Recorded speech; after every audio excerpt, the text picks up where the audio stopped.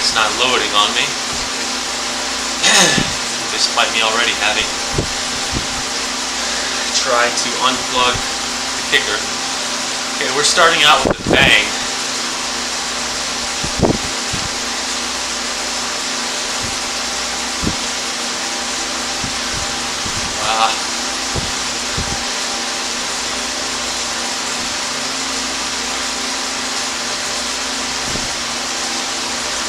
Minutes.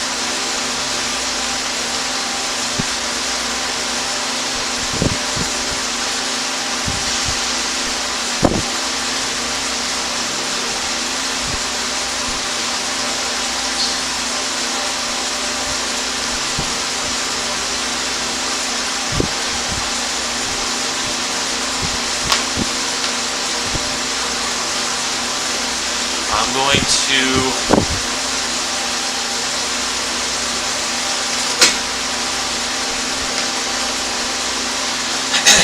turn off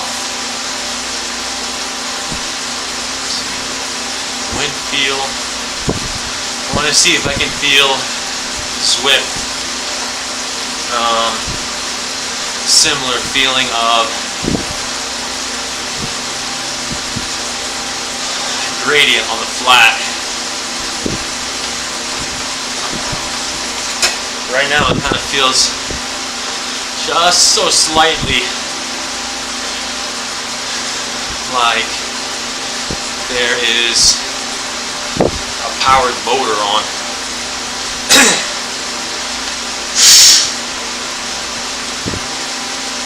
What am I? 1, 2, 3 teeth. So I'm on the 4th cog from the 11th tooth.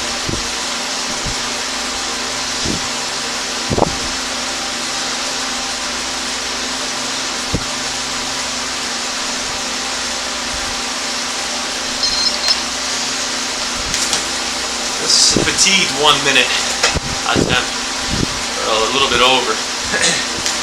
Crazy idea.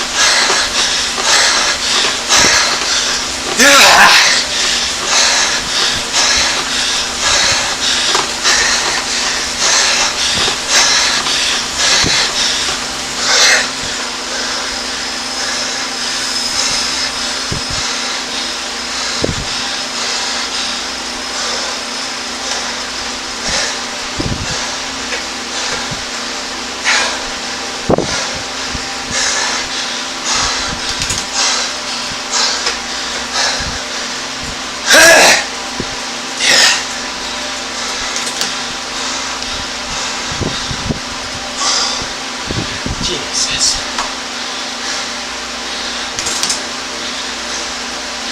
My legs feel like a skeleton.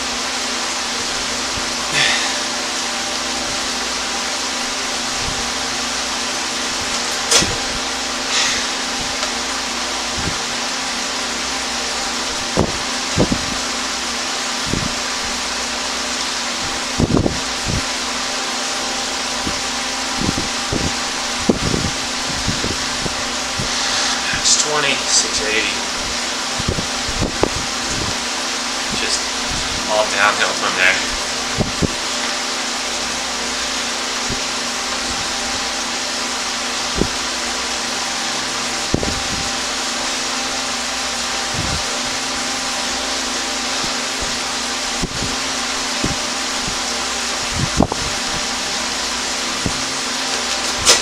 That was very, very, very, very, very sloppy.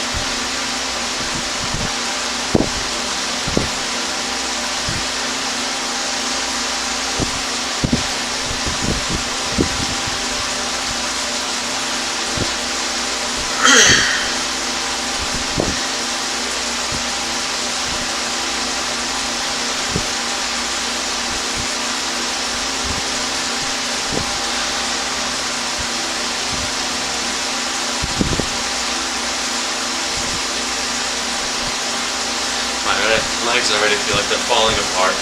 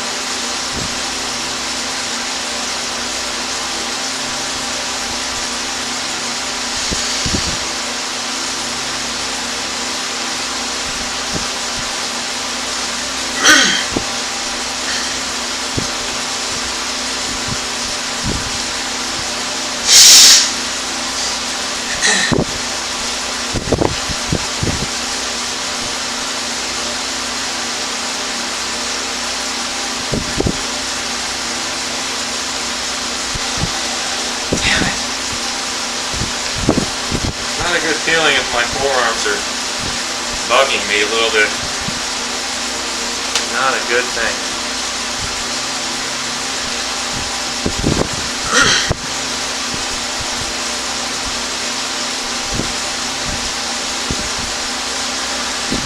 Like micro cramps.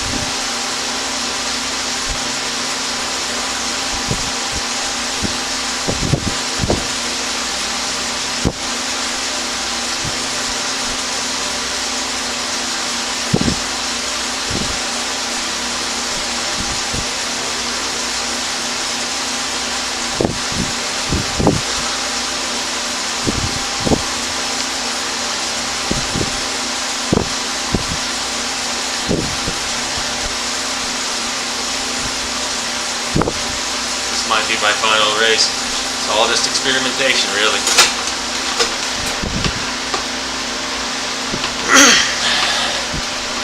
Actually, on that note,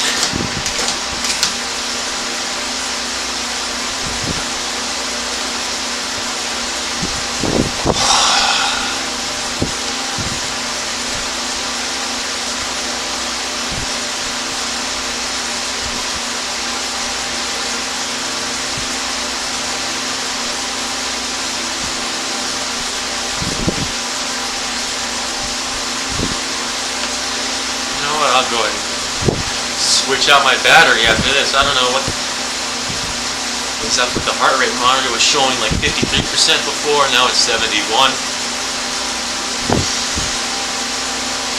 It's not stable, unlike the Power 2 Max.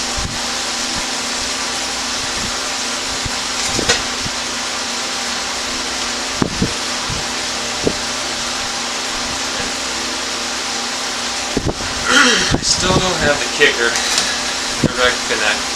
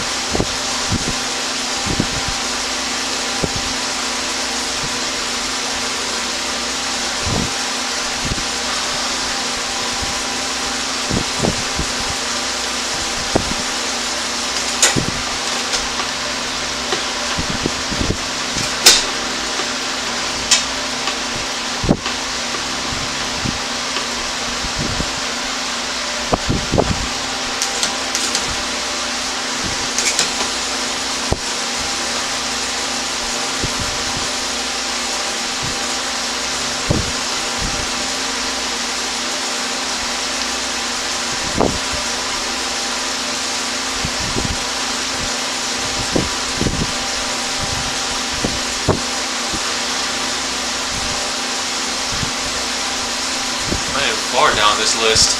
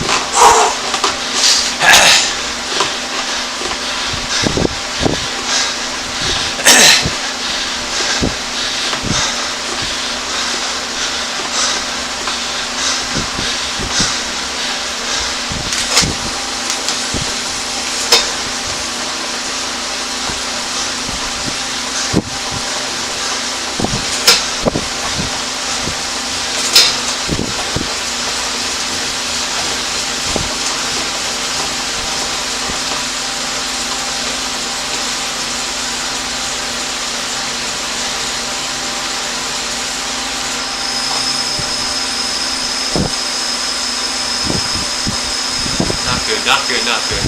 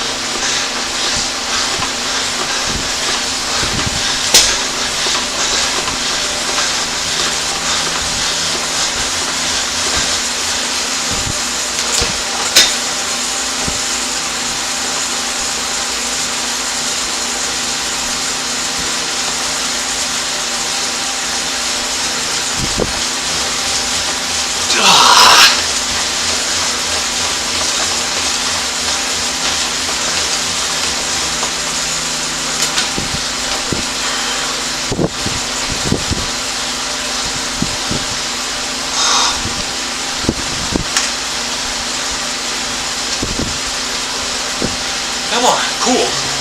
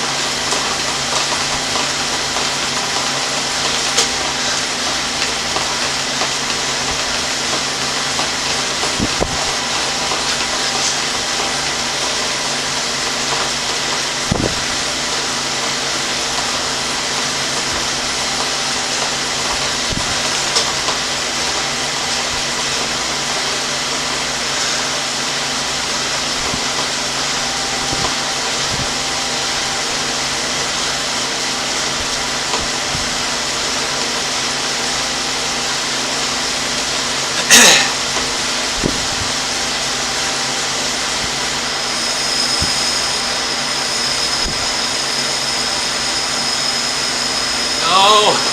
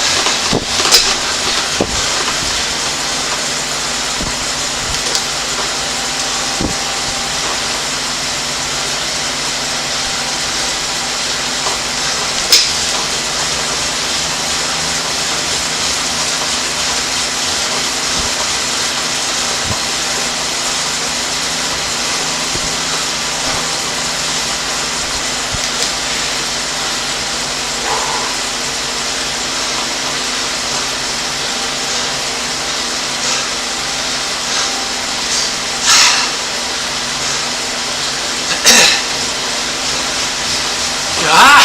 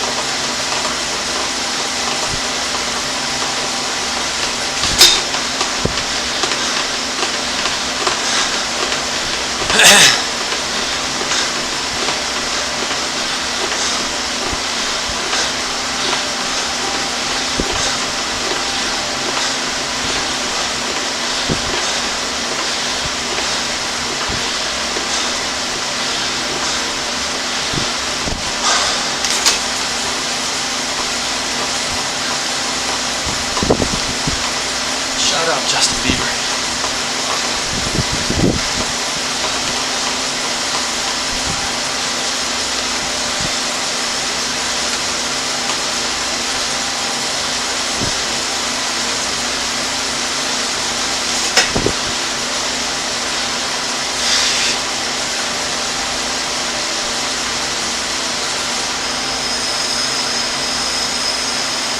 Oh boy.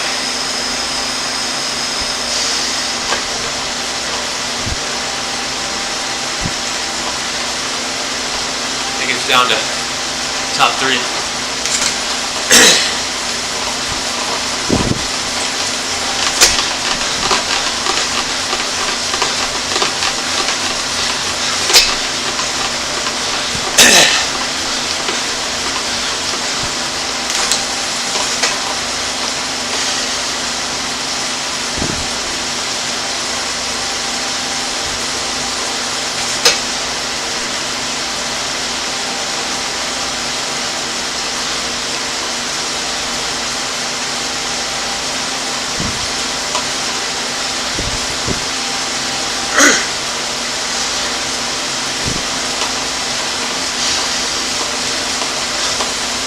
Push.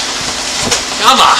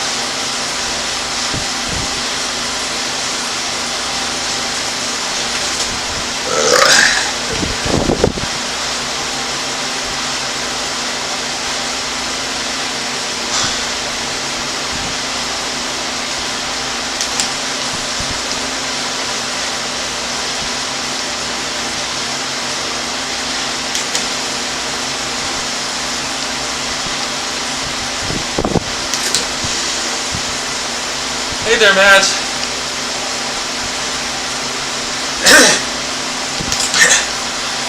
I should have seen the indieVelo stream last week. I definitely got surprised in the second of two races that I did. Forward direction of North Lake.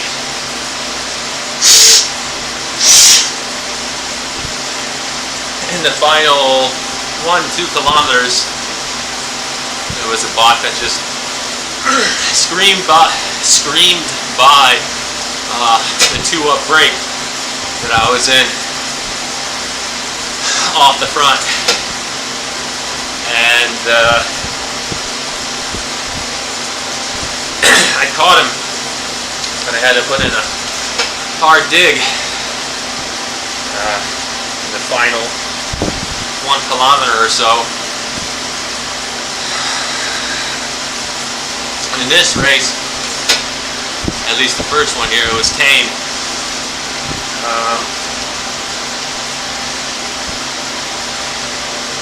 Generally speaking, I waited for the attrition, but I think, it's been a while since I raced on the reverse direction right here of North Lake Loop. And on that hill, the steep one, where more often than not I found myself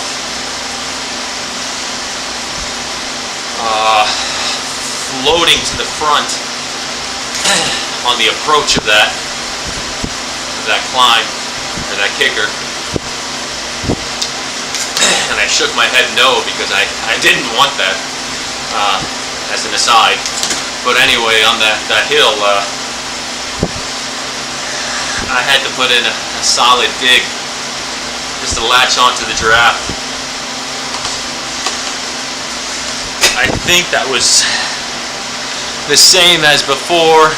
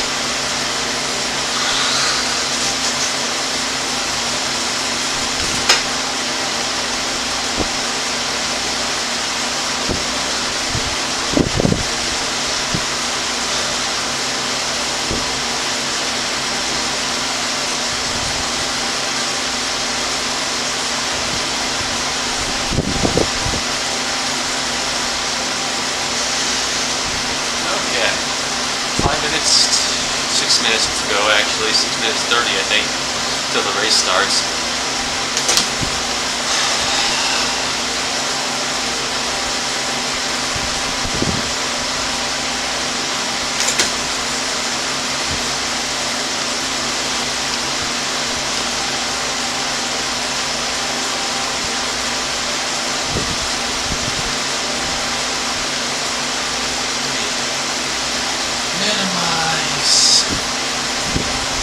Lose ranking in the last one?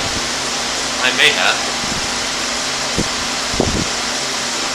I was so gassed.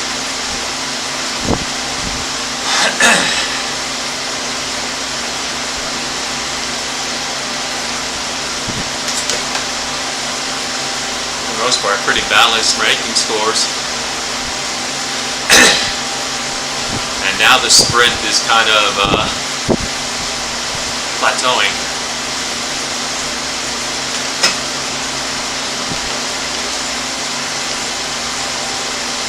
Almost like a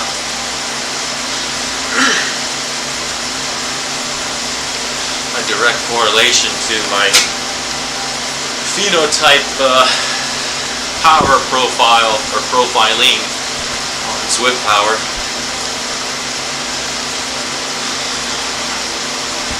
Kind of, not quite.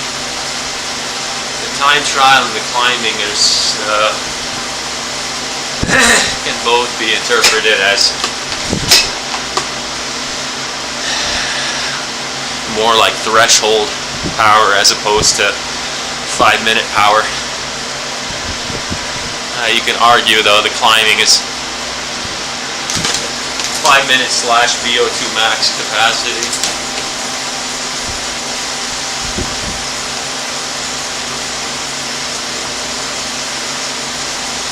It was much better experience though than the 1 kilometer thing.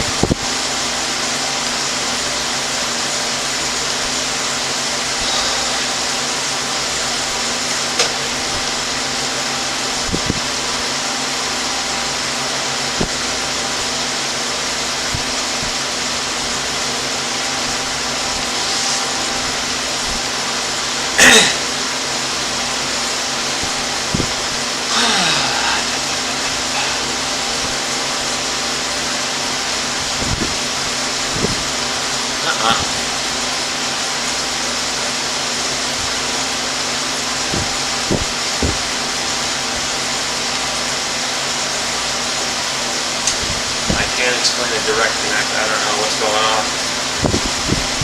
I'm not connected to my Wi-Fi. I'm connected to Ethernet. Wi-Fi's turned off.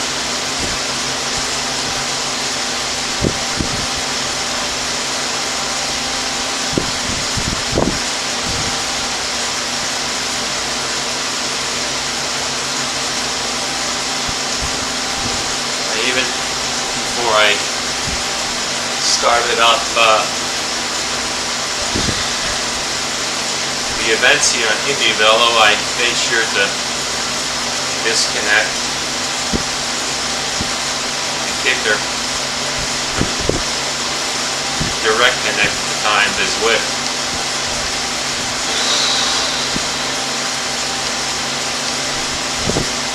My eyes.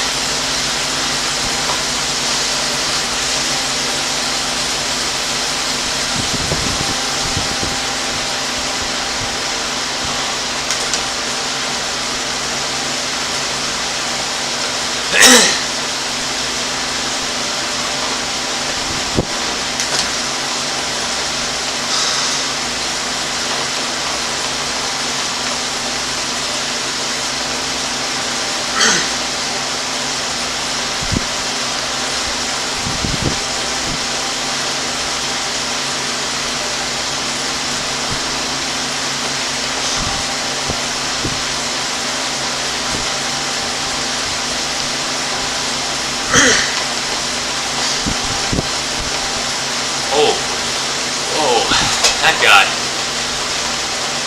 I had my head down for like 2 seconds, and he blew past. Back.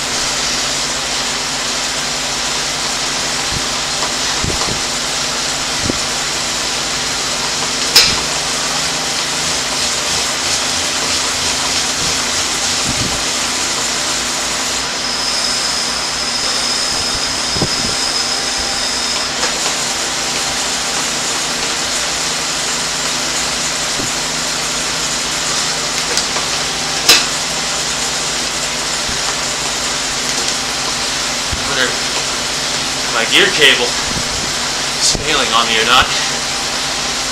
Might be time to switch.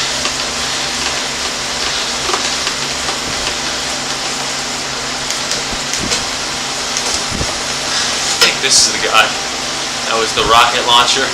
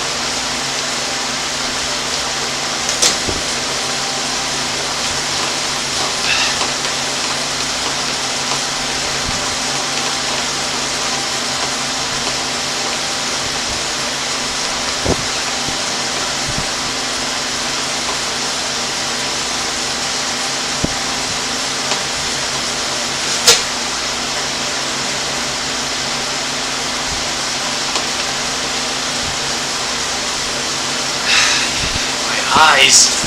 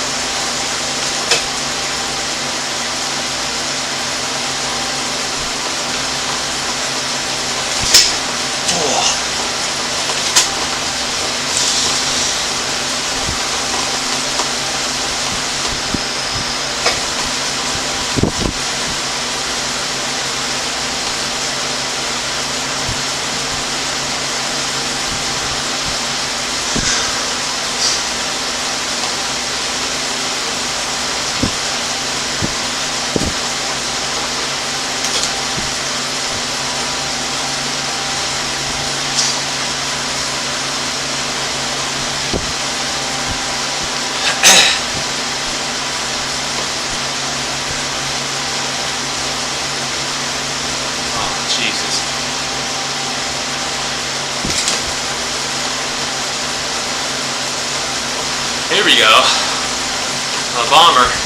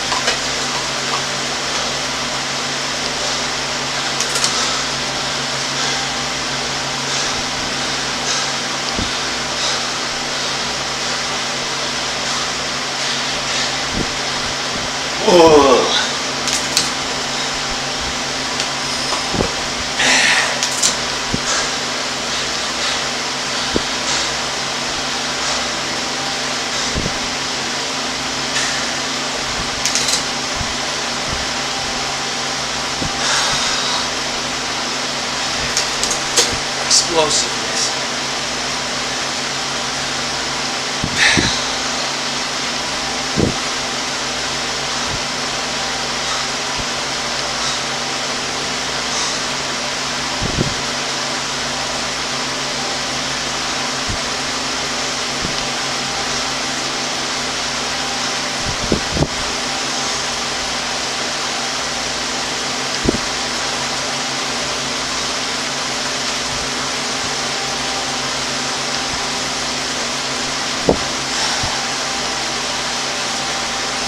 Whoa.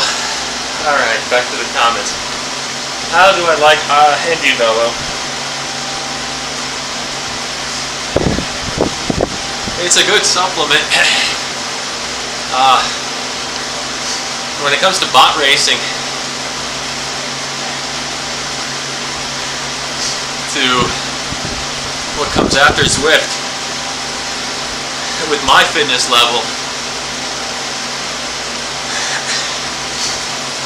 against these bots, I find it's more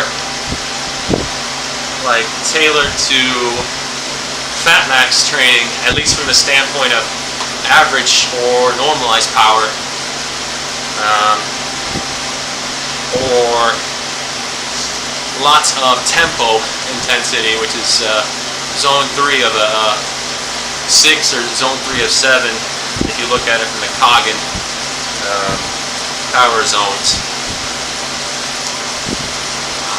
Come on.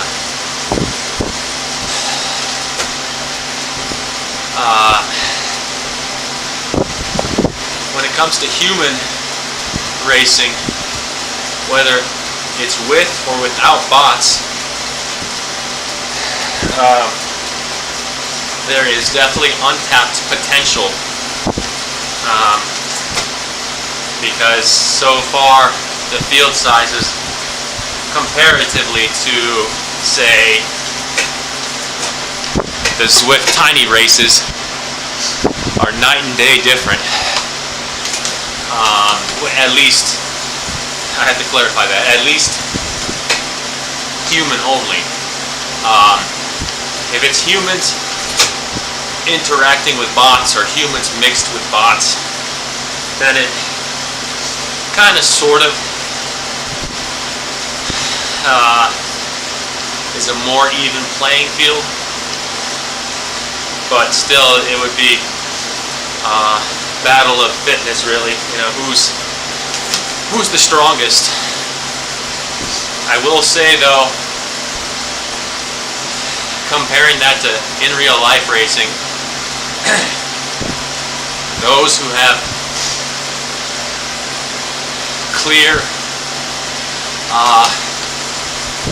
stronger aspects of their aerobic fitness, they tend to succeed. I wouldn't say succeed, maybe that's not the right word, but they have the potential to be a much greater impact, or much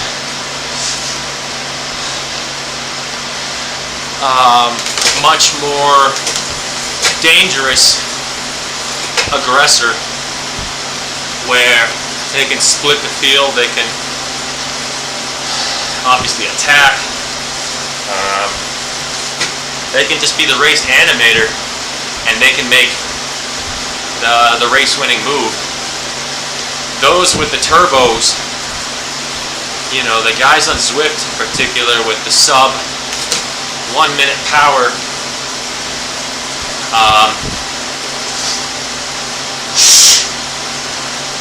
you have to, because you have no other choice, you have to hide in the peloton more and really be calculated, you know, when the right move would go. In Zwift,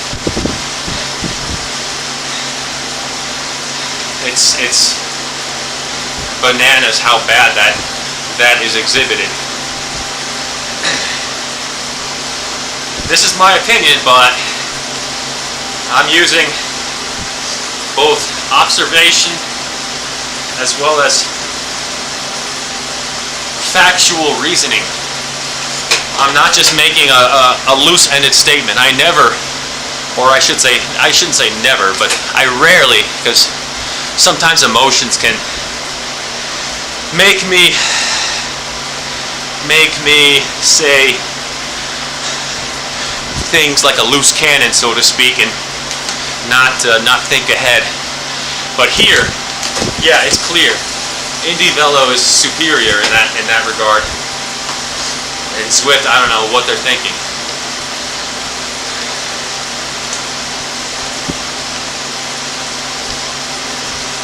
If you call this meat acting as a rioter or an elitist for indieVelo, I'm sorry, but that's not true at all.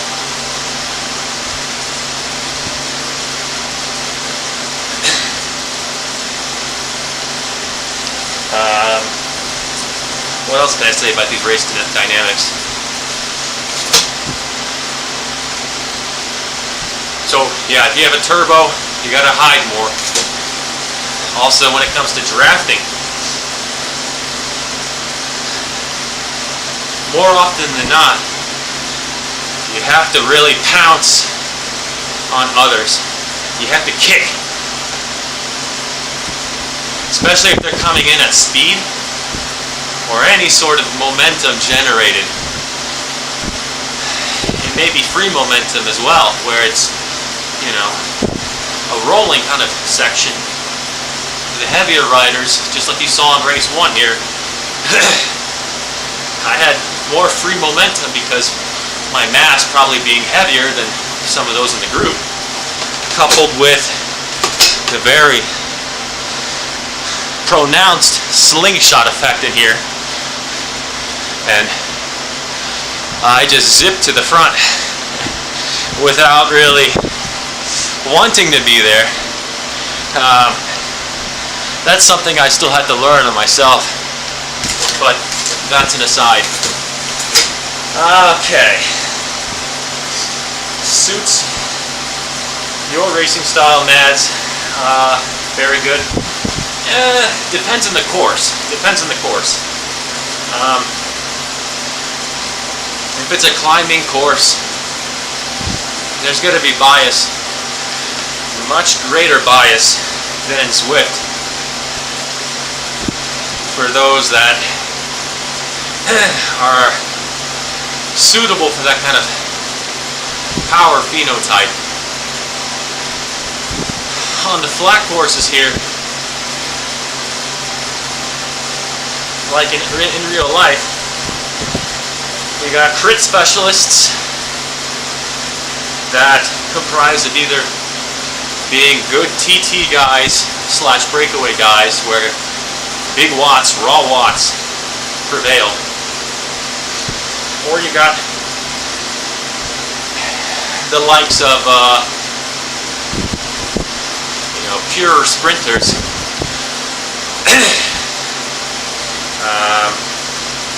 that are heavily assisted or aided with the assistance of their team. Whether their team is full of rouleur types or domestique types. By that I mean the rouleurs have the greater punch. The domestiques is more like a steady kind of Tim de Klerk style. I don't know if I would even call Tim de Klerk a domestique.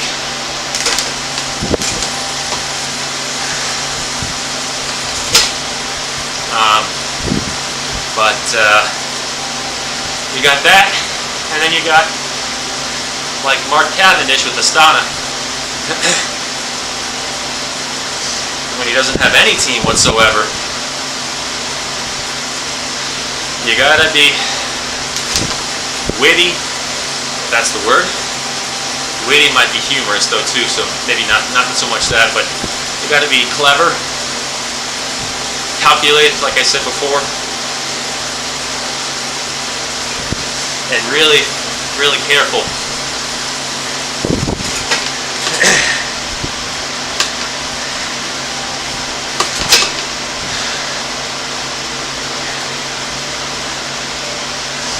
Ivy is more a steady pace ride, and Zwift is a 1 to 2 minute hour who wins. Generally, yes, I agree. But that's not to say that you can really make use effectively of the 1 to 3 minute power band, just like the Alpecin de Koenig coach, what's his name? Christoph, one of the performance directors. He said in last year's Zwift Academy that 1 to 3 minute power, by and large, wins the race.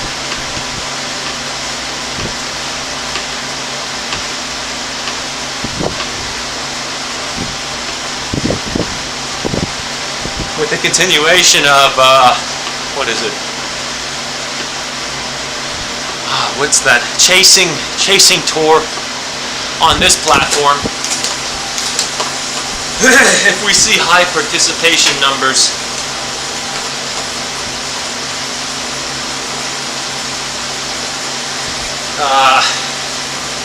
we may see a clearer pattern. What kind of rider phenotype is best for this platform? You know, to those people who make remarks about indieVelo without even having to try it, that's just, I wouldn't say senseless is the word, but close-minded. You have to be open-minded and see the other perspective. That goes for criticism too.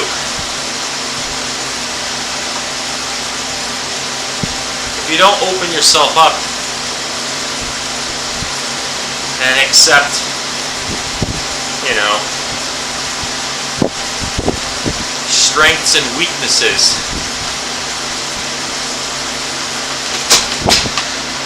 then in the end you won't make long-term improvement. That's how you really be a formidable character, a formidable cyclist, formidable husband, dad, whatever, brother, family member, relative, friend, co-worker.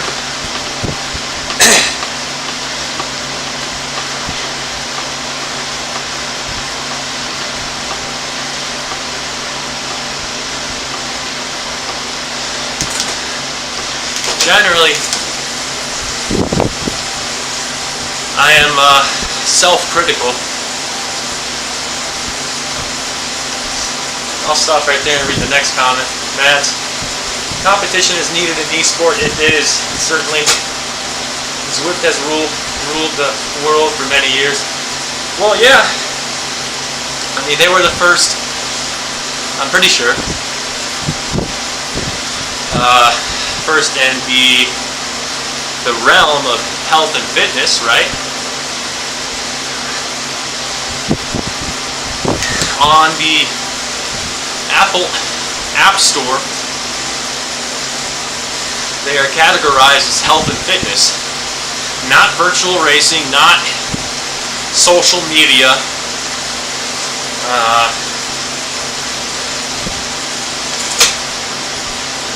not any of that stuff. So nothing like Facebook per se. nothing like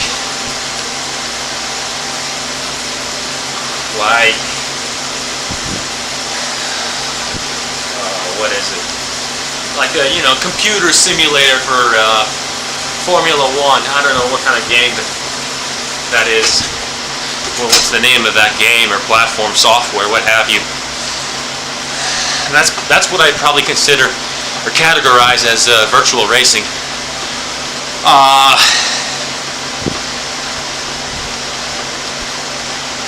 So indieVelo has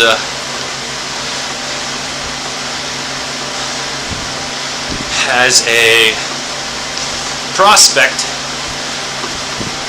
to categorize itself as virtual cycling or something. I actually forget what RGT is categorized as. I'm curious about that. I'm sure Peloton is categorized as health and fitness, though.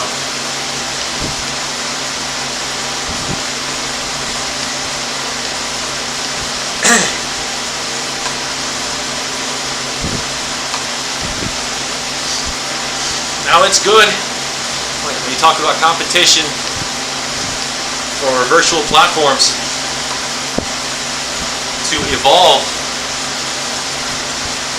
the end product, whether, like James Barnes said, which his motive or his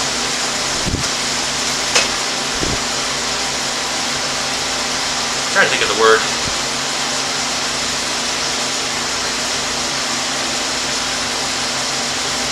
His philosophy on using the platform is a social experience. My philosophy is more rudimentary or fundamental to the basics of cycling outside. I'm really competitive at heart, so I have an affinity or a personal bias toward racing, but I still could get competitive in the right situation for something like a randomly thrown together group or team workout or something like that, or in a group ride outside. You can get competitive and gun for KOMs via segments.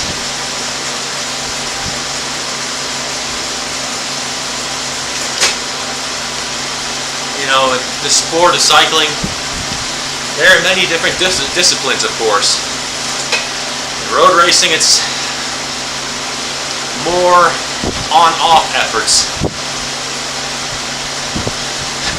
Gravel racing, more steady, but at duration. Same thing for more endurance-based, like Ram Race Across America. Those 24-hour events, something like that, something that I still have yet to wrap my brain around. Or you have track cycling. Very, very short and explosive. BMX.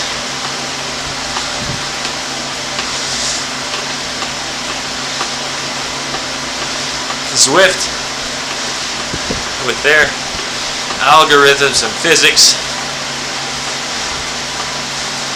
Like I said previously many times, suits certain specialties of that. And you tend to find me complaining more often than not. And today was a prime example in race 4 when I said the pack dynamics are no different. And I'll say this,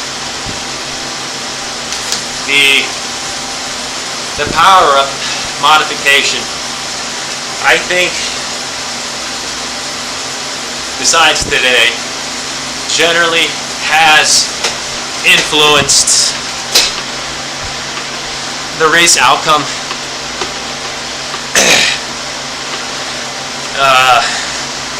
There is an effect. Not a substantial one, but there is an effect, I think, personally. You're not as reliant on that 30 to 60 second power. Might be more like 1 to 2 minute power. It would be much more distinguishable and evident in a true Premier League race.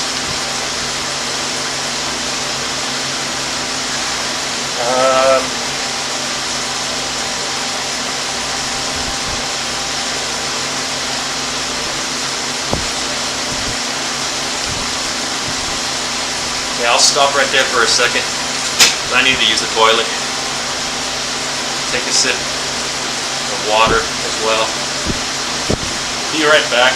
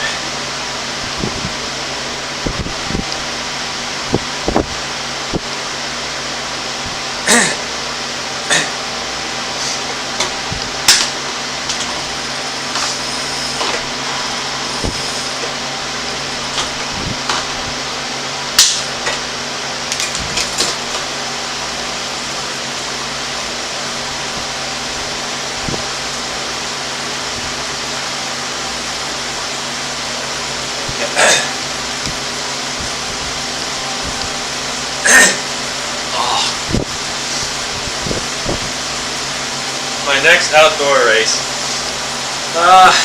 Well, I guess I can talk in detail about this. It's kind of a long explanation, but 2021 was the last time that I raced outdoor. And at the time, the events near me are crit racing, with, I think more often than not, the courses are, they're not in great condition. They're what I like to term as city streets, with winter time taking up the months of November, December through March, maybe April. The seasonal temperature swings tends to degrade the road surfaces, meaning potholes or road fissures, like cracks in the road. And that poses a risk. That's just one condition or one factor. Personally, I like smooth roads.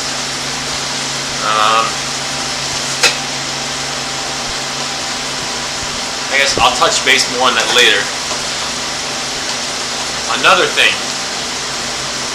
So, between 2012, when I first started my cycling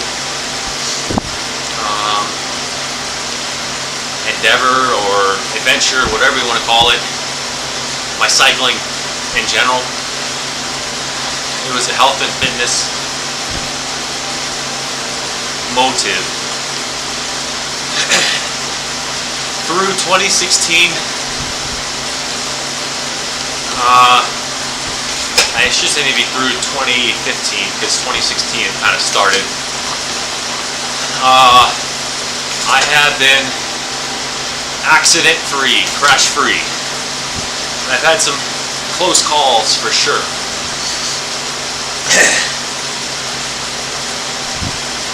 Looking back at it now, I don't remember all the experiences, but it's a mix of close call with drivers, sometimes animals,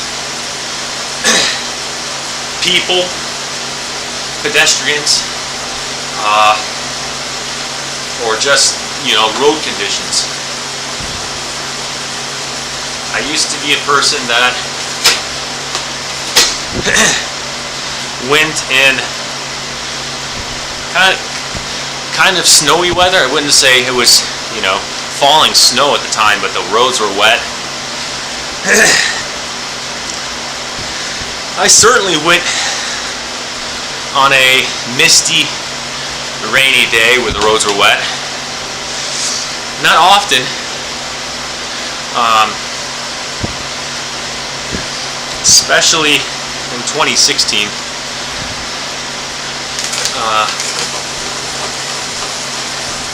So I had my luck where I avoided crashing. But then in 2016 it marked the first time that I crashed. I shouldn't say the first time, it was actually 2 or 3 experiences maybe, where I slid out in the rain, and that was a learned lesson right there from modulating braking, as well as a partially learned lesson about tire pressure.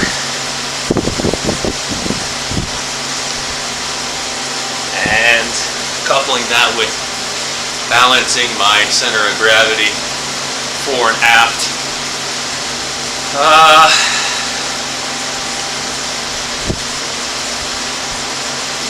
So I may have also slid out on gravel once. I can't remember. I know between 2016 and 2018, there was one point in time where I was descending down a hill into a section up the road that was filled with gravel, and I was running 25 mil tires, front and rear.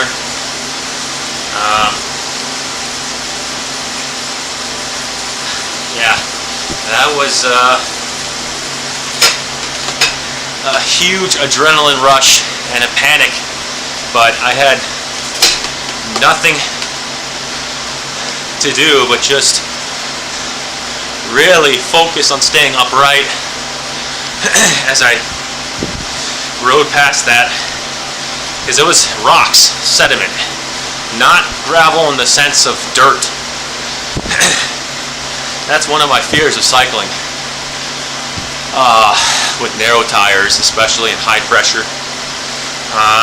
and descending at high speed. Generally speaking, I'm not an adrenaline junkie. Now, gravel incidences aside, 2018,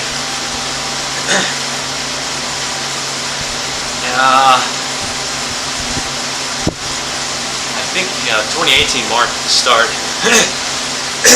The first incident, I was descending in a park in a rolling sector, and a car, there were a lane of cars to my left as they awaited to go into a parking lot for the zoo that was to the right side. Well, there was some idiot driver who decided to go through that line of cars. Had he just not gone up the hill maybe 500 meters more, he could have approached a roundabout and gotten on the direction of travel that I was going. But anyway, I traveled down. This happened in March 2018, I think.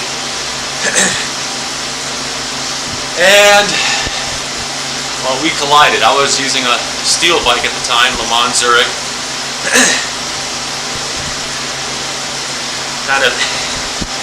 I hit his hood, tried braking, was going too fast, entry speed. And lucky for me at that time, I didn't break any bones. I didn't have any hematoma, lacerations, any of that sort, but that marked the first incident.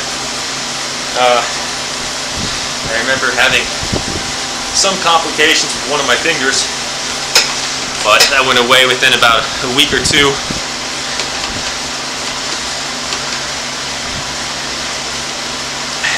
The next incident, let's see, was May, Memorial Day 2018, in a group ride. Not sponsored, but hosted by a shop, local bike shop.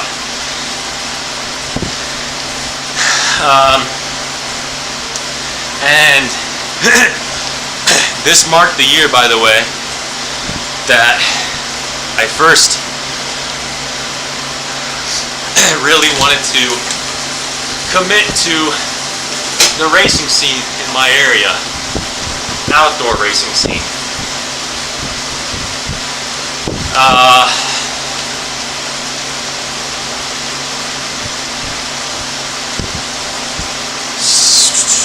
Trying to think here. 2016, when I really started to get into interval training, structured interval training. I had only just thought about the logistics side of outdoor racing. Finally, 2018, I took the next step by doing group rides. And after this crash in May, Memorial Day of 2018, I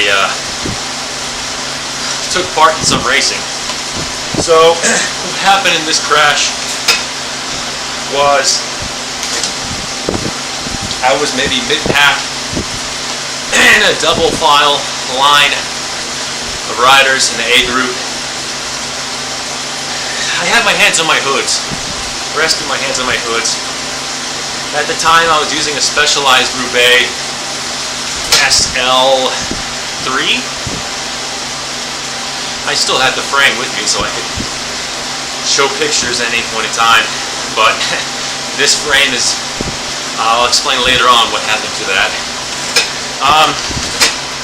So had my hands on my hoods and hit something in the road. My front wheel clipped it. I think it was a rock. For you European folks or international folks, maybe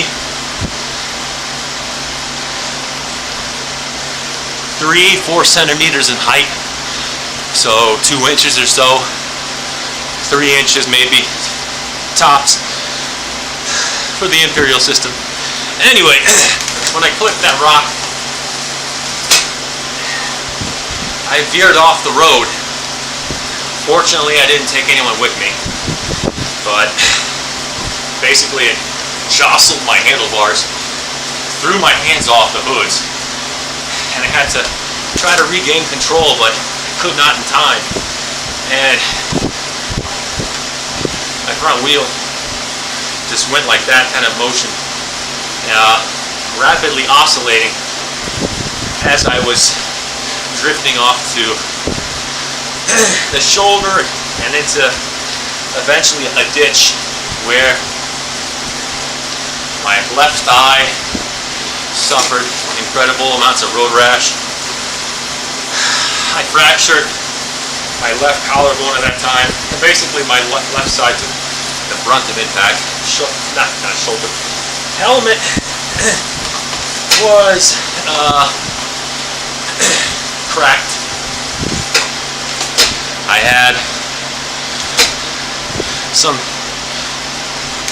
road rash on my face. I think my glasses also were trashed.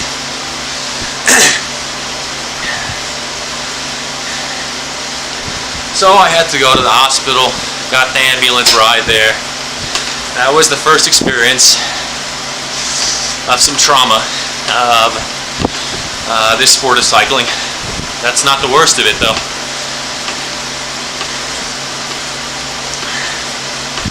Came back. It took me a month, maybe 2 months in total before I was back outside and exhibited some sense of normalcy. And at the time, I was gearing up for 2018 state championship of the Merckx category, time trialing, which is a road bike. At the time, it was set up for 25 mil rim depth or shallower.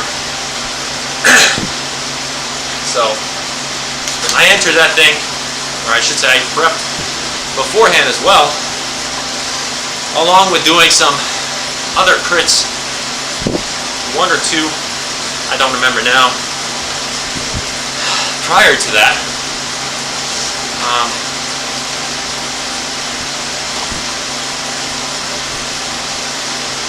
It was very aerobic focused in my training. And let's see. Actually, I think I'm... No, that was 2019 with the state championship. Excuse me. I'm so silly. 2018.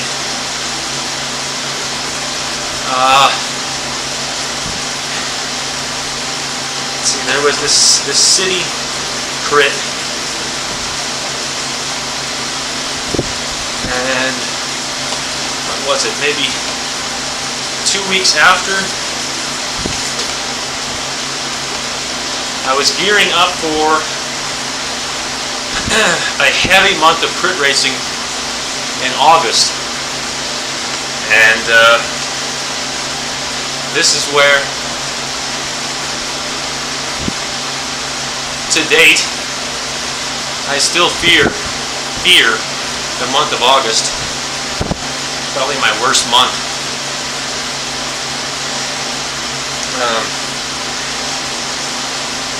I did an FTP test, 20-minute version, outside. I found a stretch of road that I had to drive up to, but this stretch of road is a divided highway with sectors of the road bike, or I should say the multi-purpose path, is the shoulder of the highway, which is 2 lanes each direction, so 4 lanes total, with a median divider. Not always, sometimes it's a double yellow line. But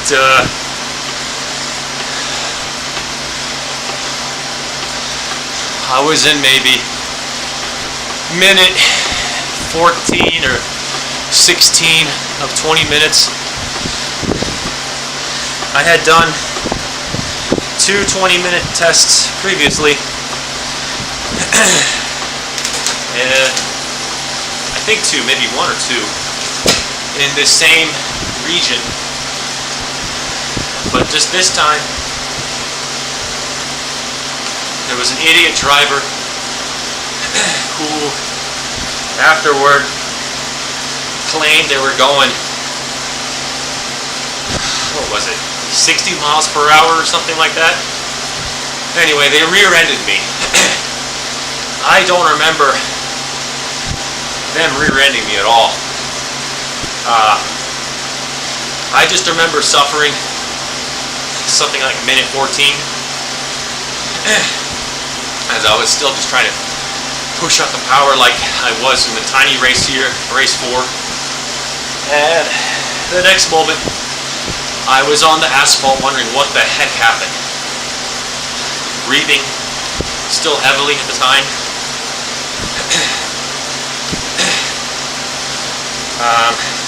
That was the first question mark I had. The second question mark was, why am I burning?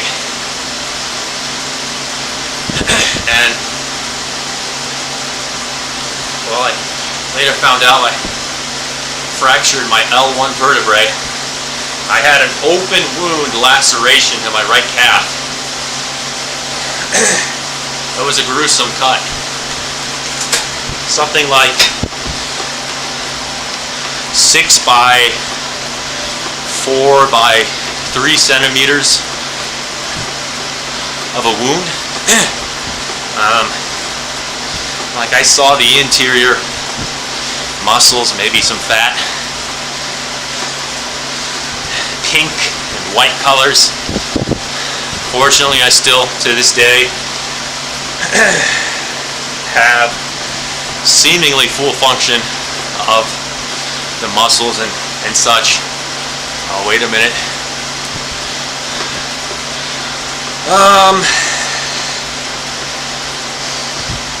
But besides those 2 big ones, this was probably the crash where I was just littered with road rash everywhere. Ankles, head, my jersey was torn, my kit was torn, and then in the ambulance they had to cut up my bib shorts. I think they had to cut up my jersey too.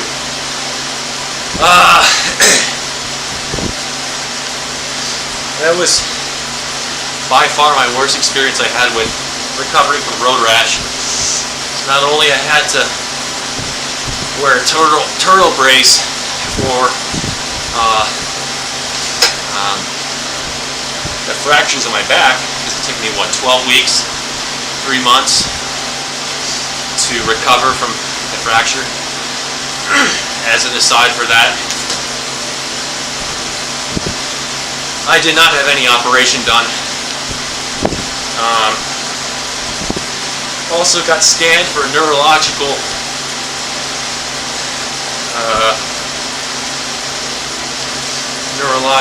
what do you want to call it?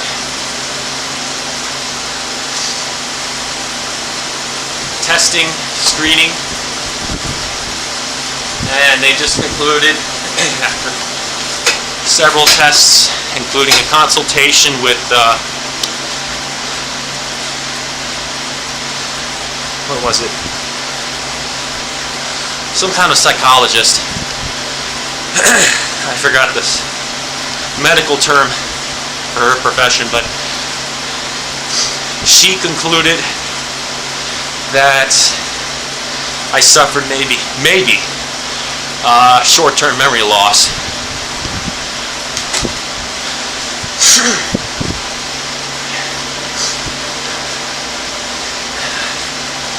You don't understand how psychologically relieved I was to not have any operation done, especially for my back, because I thought, oh hell, I am really screwed here. And then the insurance claims, ridiculous. I learned a hell of a lot right there. Both medical insurance, driver's insurance, state laws. I managed to get the maximum from the driver's coverage, but it was only a quarter of the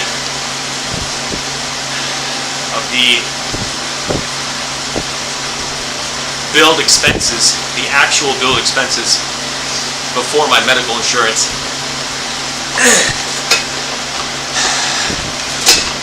The maximum for her was $25,000. For my hospital stay, as well as 1 week in the rehabilitation center, as well as being airlifted by a helicopter,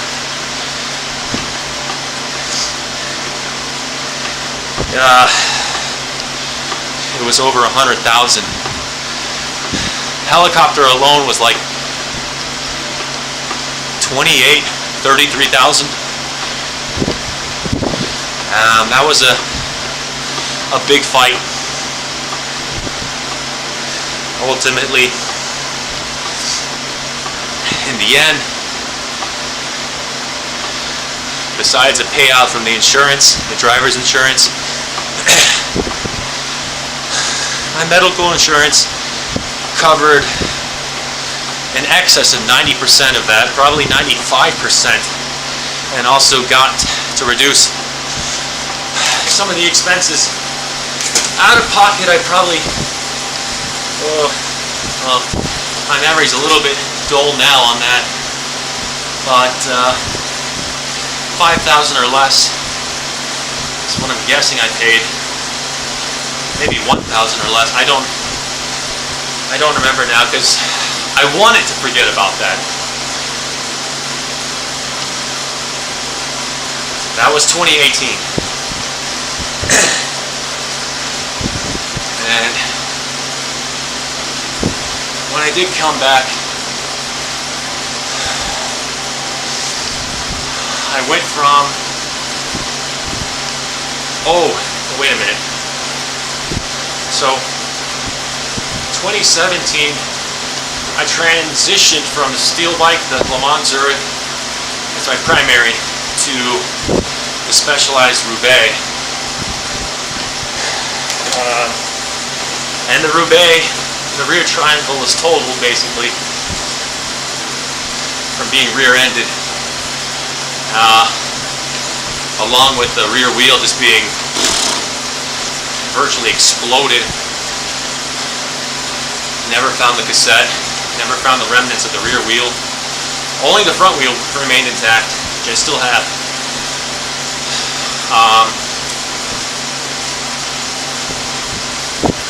So then when I came back, November 2018, perfect timing, Black Friday, purchased a specialized LA Sprint. I was on a discount. And me being very budget conscious, stingy, I found a Shimano R7000 group set on AliExpress.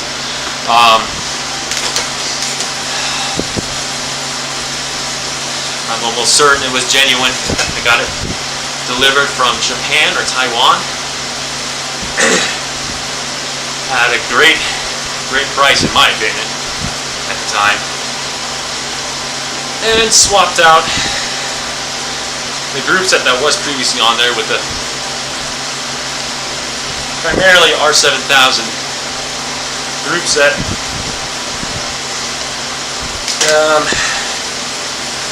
So that was that. Resumed training.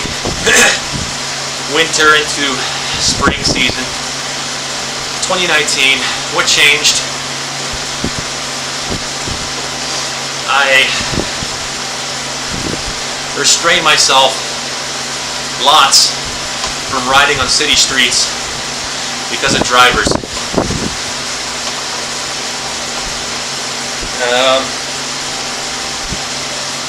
The crashes that I had alone up to this point in time,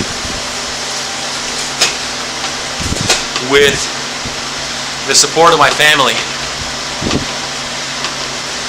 they really wanted me to change my ways and actually quit the sport altogether. But I love it. I love this sport. It's not like running or swimming or hockey like it previously was. Hockey. What I like about this sport in particular is just, which was the reason why I first started it, is the health and fitness side of things.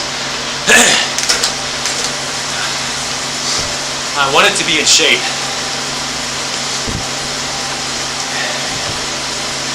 I was previously in high school overweight, and cycling has really assisted me in that, in regulating my weight.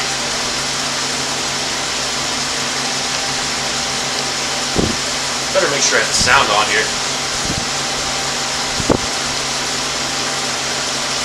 I think I have the sound. Thank God. Okay. So, where was I? 2019. Springtime. You can call me a pathlete at this point in time, as I gotta change routes. Maybe not yet. What I mean by pathlete is train lots on multi-purpose pathways for the sake of avoiding cars primarily. When I did go out in streets, they were outside of city limits for sure, kind of on the outskirts of the county, such that I could avoid vehicular traffic. Another pet peeve of my training is stop and go. Stop and go. I don't like interruptions, which to this very day, you see me training indoors solely for being uninterrupted. So,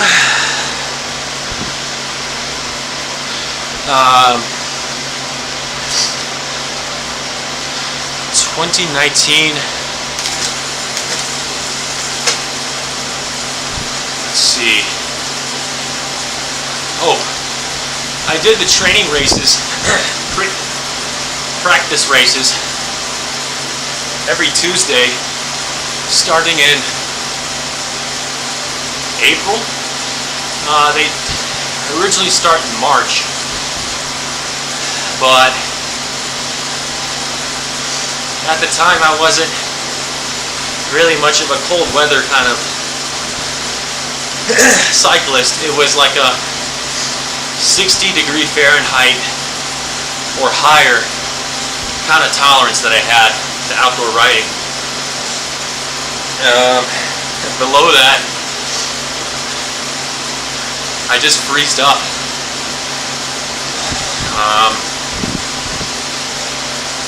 There was a race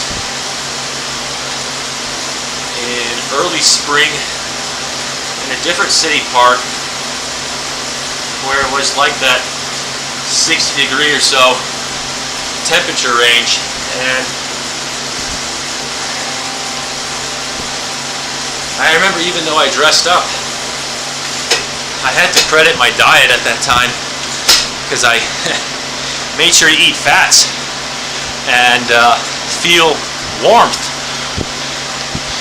as I wasn't doing so hot.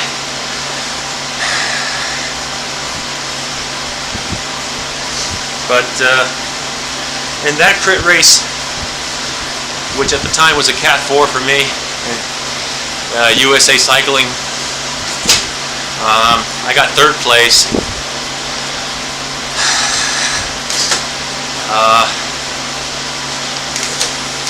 And then with the practice races, crit style, at a very short course, something like a 7/10 of a mile circuit, I got a couple of wins via solo breakaways.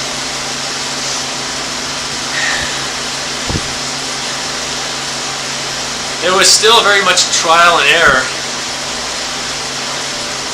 learning the tactics of outdoor racing, and in particular crit racing, because these races were a longevity of, for Cat 4, 40 minutes or under. That never really appealed to me. You know, races of in excess of 60 minutes or 1 hour are what appealed to me. So despite me having some success with crits, firstly, it was never something I really likened.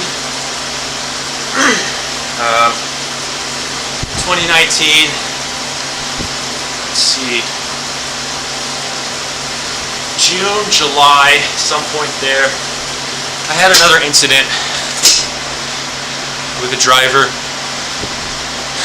Again, I was going high speed. This time, the driver left hooked me. They claimed they did not see me at all whatsoever. I was going something 30 miles per hour at this moment of impact. Absolutely sandwiched or plastered their passenger side door. And despite having bruising, swelling on my body, I don't quite remember exactly where. I had some soreness on my left shoulder blade.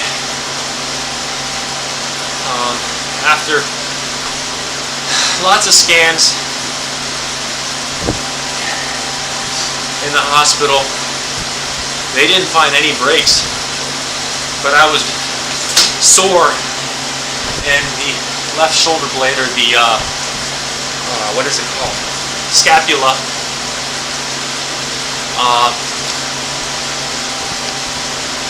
For several weeks after, 3-4 weeks, something like that.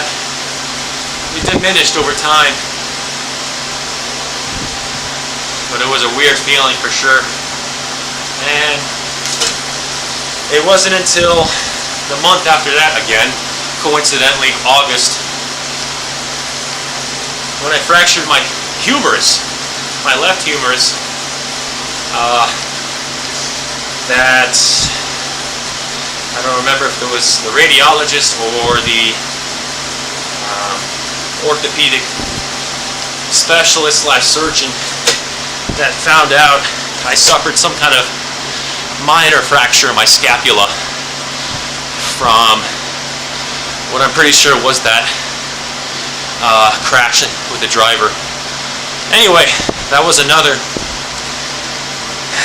experience with medical insurance versus driver's insurance, and more personal trauma, more family relations, debates. There was an emotional journey throughout all of this, in trying to explain, my desire to continue on with the sport.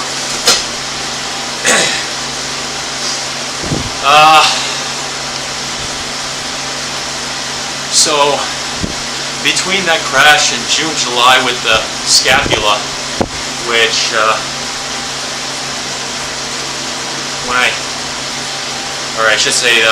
the weeks that transpired after the crash, didn't think it was a fractured bone. I had to swap out my road fork for the Specialized bike, because I thought it suffered enough damage. There was a notch or some kind of splintering in the carbon layup around the crown area. In the meantime, I trained on my TT bike at a track circuit, outdoor. Unfortunately, this track circuit,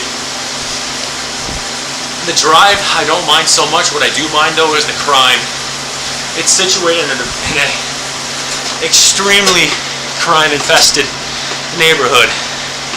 Even after they had renovated the silly thing, that part I don't understand why they would insist on continuing the historical glorification and expense, or potentially jeopardizing the safety of cyclists. All you can really do is just go at the right times of day and hope nothing goes awry. I definitely had one sketchy incident. I don't remember when. I think it was in 2020 maybe.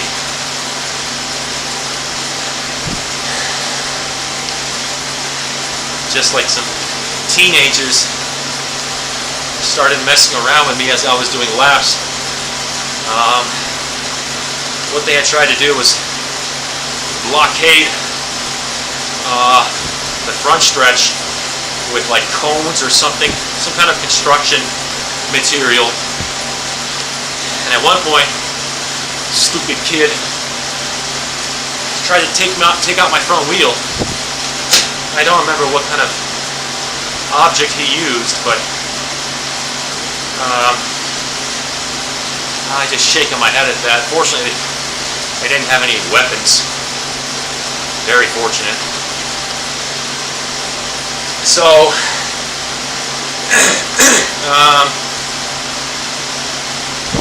August, let's see, I resumed the practice crits. I think that's where I got my third win or second win from another breakaway.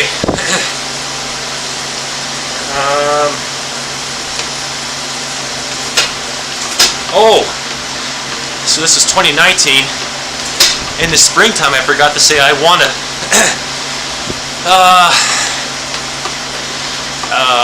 quote-unquote crit race, but it's actually a road circuit, road course at the Worldwide Technology Raceway, which, by the way, was my favorite race in my area, until I figured out some things here in this year, 2023, where they really changed up the scheduling of things.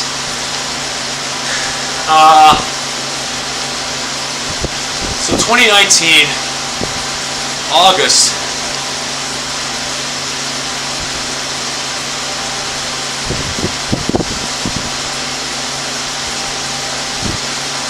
I'm drawing a blank as to what races there were, but it was a very big month. Like I mentioned previously, state TT, and the following day, state criterium. State TT, freaking bad luck. I was on pace to go sub 1 hour easily.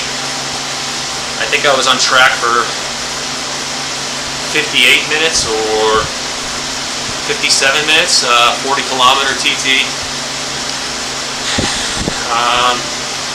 Although I started way too hot.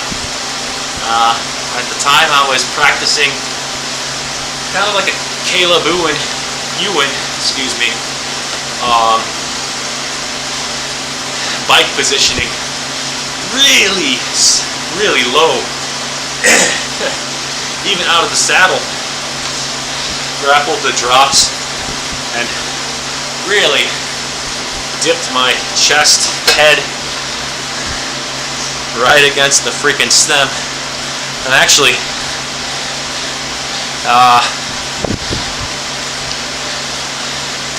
it was actually over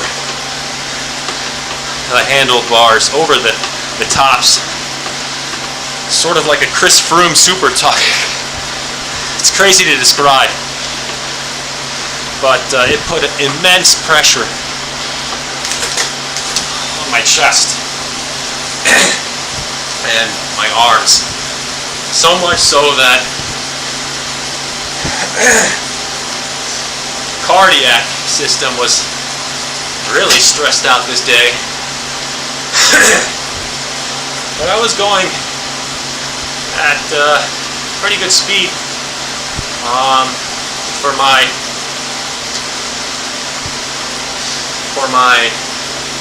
lowered CDA, watts per CDA. I didn't have that power like I was training for, but that's because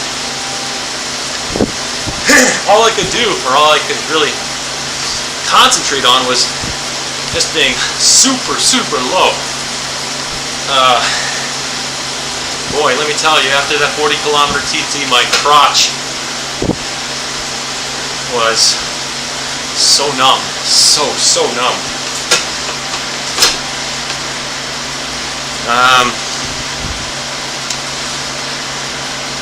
So I placed third place after a freaking train had forced me to stop for like 5 minutes.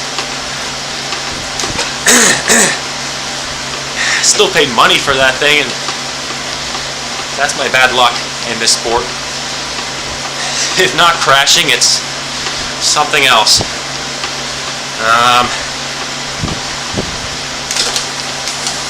Following day, state criterium, This is an off-camber corner, and on approach to on a preem at the line, maybe about 15 minutes into a 50-60 minute race. So like under 25% into the race. There were 3 guys that launched it, or bursted their power such that they gapped the chasing peloton.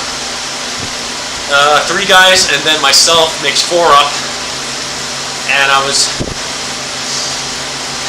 again descending a corner, or I should say descending on approach to a corner that was off camber. It's a right turn, and I always hesitated with this corner because of the narrowness of the exit. Not only that, but also being off camber.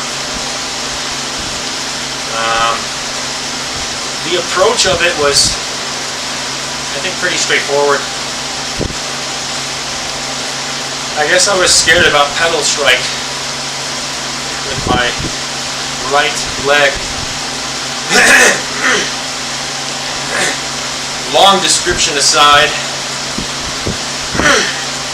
I overshot the exit and struck the curb and could not try to steer out of it, the curb. Unfortunately, the momentum just got me leaned over too far, and I slid out like Superman in the grass. With my arms like this, just like this.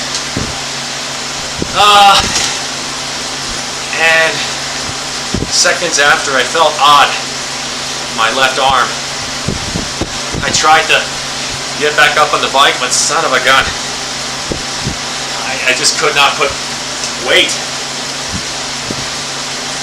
And sure enough, later on, like I said, fractured humerus right there. Proximal, which is like towards the top, closer to the shoulder joint.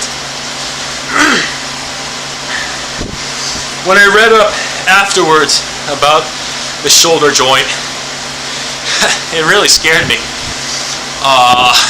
Rotator cuff injuries, you know, those are not life-threatening, but just they impact the rest of your life. If you tear a ligament or something, or have a separated shoulder. I spoke to people once I recovered from this crash. By people, I mean cyclists, racing cyclists,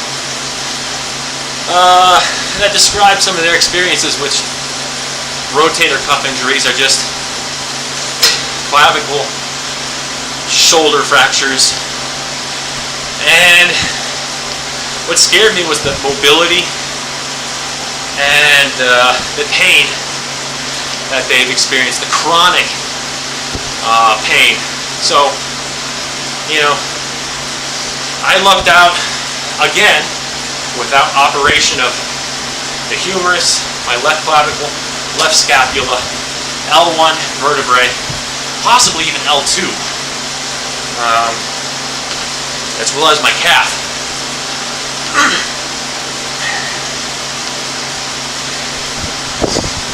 So, again, the common story here, common theme, more medical claims, medical insurance.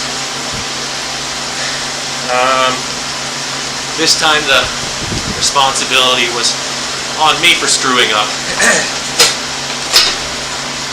because I was too aggressive in cornering. I was overconfident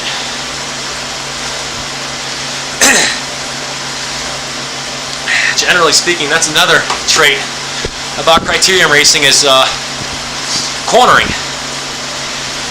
And sometimes I get it right. Other times I'm really on the edge. Death-defying experiences. There's a descent, I forget what year it was, out west, where the sharp left-hander, and one time I was railing that thing on the approach. I was on the outside and shot to the apex, but then, exiting that thing, holy smokes, I rapidly approached the guardrail. That was a frantic adjustment that I had to make. Braking. I think I leveraged my rear brake and had a heart attack because I almost went over that guardrail going something like 50 to 55 miles an hour.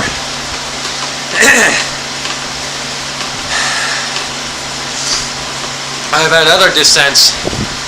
Again, these are solo rides, free rides, training rides. Again, out west,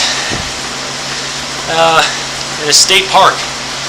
One time, I did this exact same kind of maneuver where you go outside to inside, back to outside.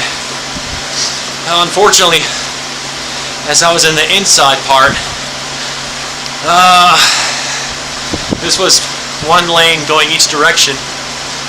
I think I had veered either close to the yellow line or beyond it. And sure enough, there was a car on approach. I had to correct myself swiftly. You know, stuff like this. I make such silly mistakes sometimes for the thrill of the bike, but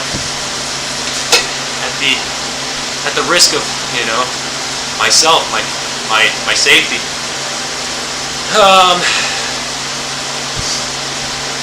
These are all experiences that I've gathered through the years where you could argue I've wisened up, or maybe I'm just too soft now.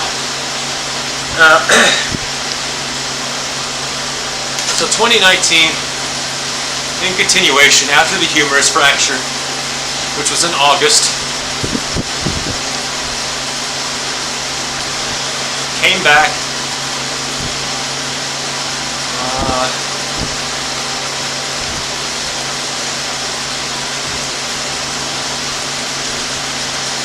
2019 to 2020, the winter time, 2020, that's where I kind of solidified my experience on the Zwift racing side, and where I finally accepted or adopted it into my training regimen. Prior to that, I didn't care much about Zwift racing, which dates back to unofficially 2018. It was Grand Fondo events, I believe, that I raced in.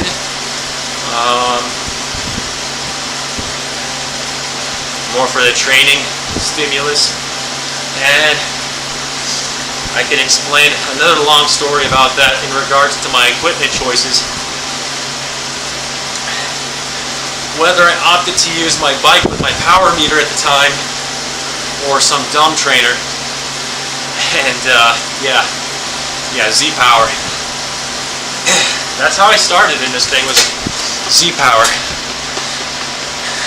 I paired my heart rate, but yeah, looking back at it now, I was definitely part of the idiot group to start. In 2018, my max 20 minute, it's like 3:51. 2019, I think I managed to do like normalized power in one of the criteriums that I won for something 30-40 minutes, 370.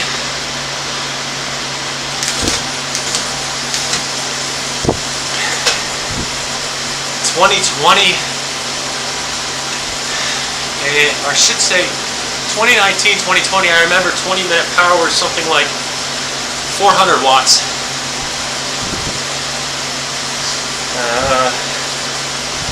And then ever since it's just progressed from there.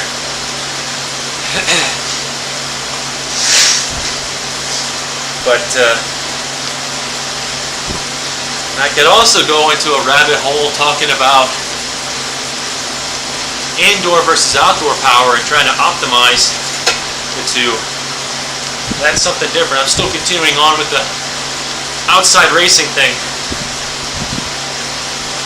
So 2020, that was the year where coronavirus era screwed things up. So I didn't renew my USAC license at the time, but fortunately I still resumed training on Zwift as well as outside, being the athlete that I was. And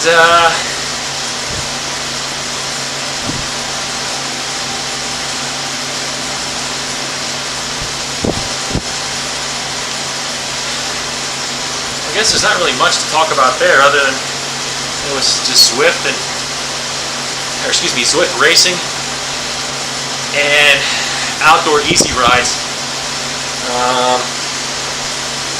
2020 summertime, took a period off of Zwift and just focused on what I thought to be fatigue resistance training. Some form of that. Not the same kind of thinking, the 2023 thinking that I have on that now as compared to 2020 thinking.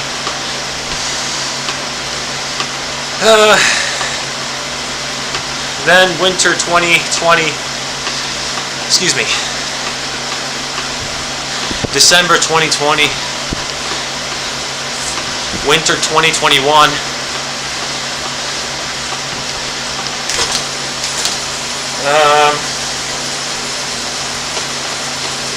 More Zwift racing, Premier League style. And come springtime, that's when I did again. Worldwide Technology Raceway, road course, crit, solo, breakaway. Just rode off everybody. No offense to the racers, but I just used my seated power. I didn't even have to stand and launch my attack.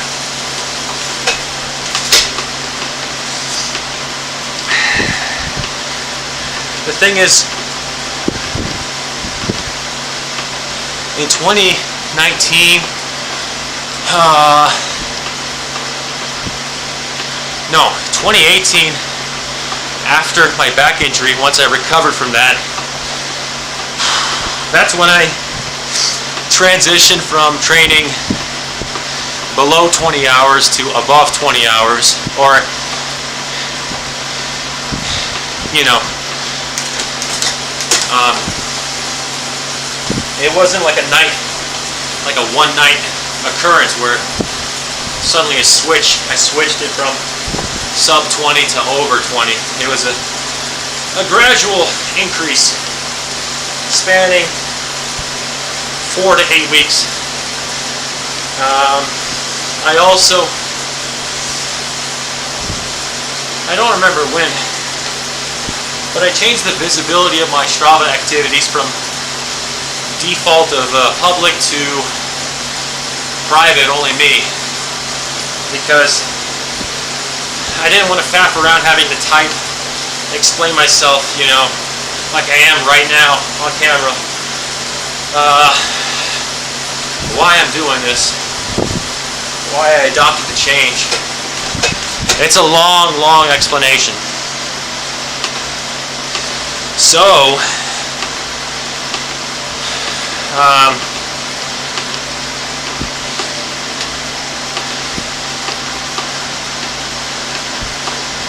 let's see, 2021, I won that crit race, and then it was Zwift off season. Also, it was a very long break until August again, before the crits resumed. In terms of time of day for the practice crit, it did not conform to my my training time in a day. So I no longer attended the practice crits, and kind of fully embraced this Zwift racing before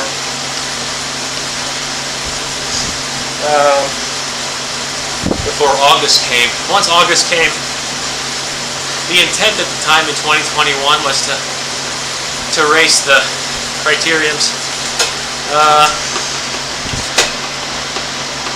even Gateway Cup,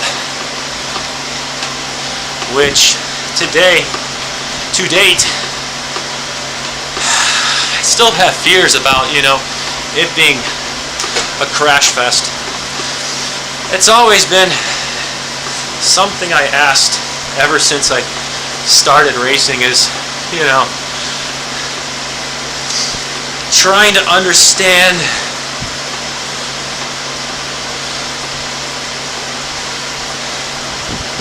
how prevalent is crashing in the sport from the perspective of these racers. And, you know, from my experience,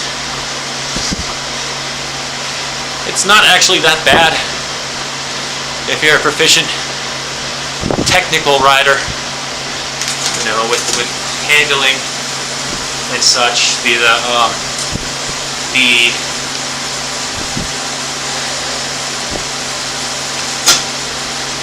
intangibles of this sport.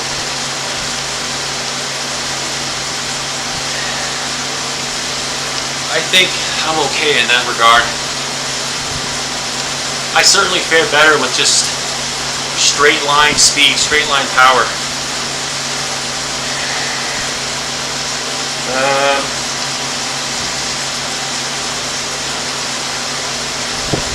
2021, let's see. I guess I had nothing to write home about June, July, but in August,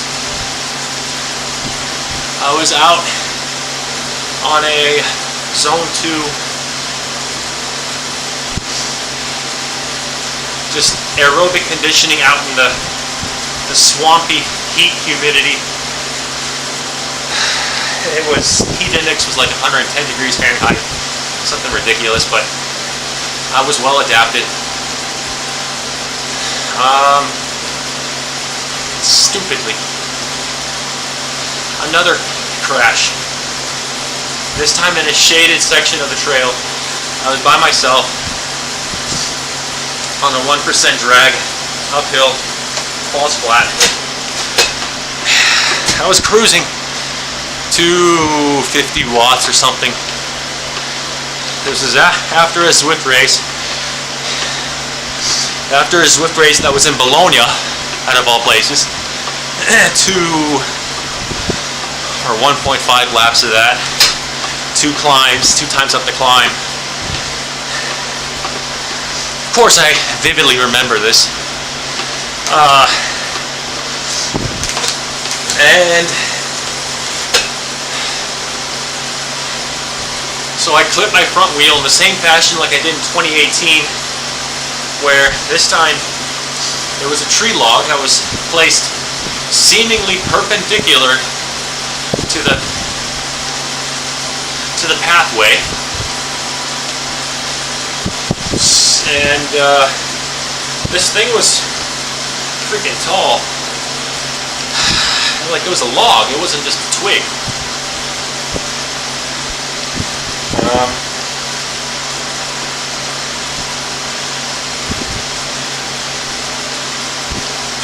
Maybe about the height of my hand. What's that, like 8 inches? 7 inches? Something like that. Whatever that is in centimeters. I don't know how, but when I front wheel went over that, I was going something 20 miles an hour. And Jesus, my hands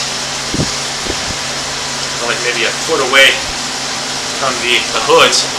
Again, thrusted off the bars.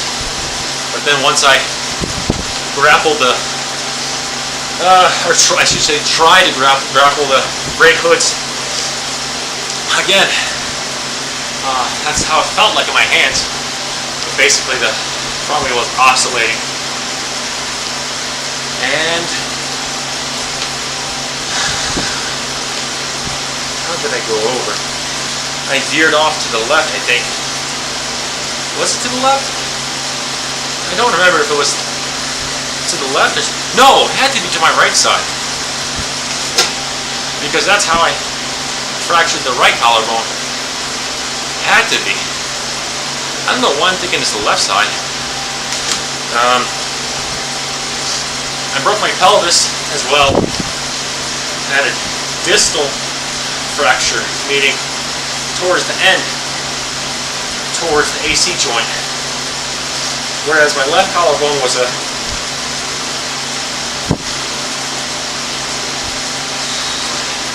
I forgot what the terminology was. Mid-shaft, midway. And yeah, I can go into details about that experience, but the gist of it is, again, medical insurance. And this time,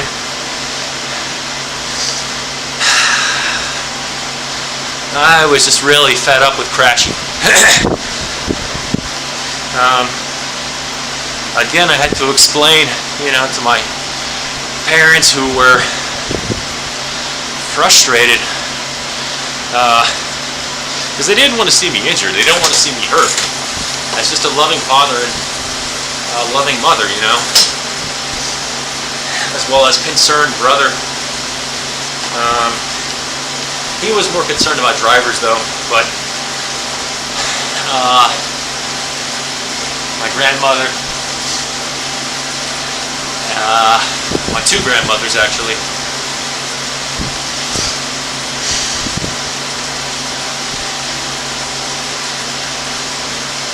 but anyway, yeah, I have to respect my family as well at some point in time.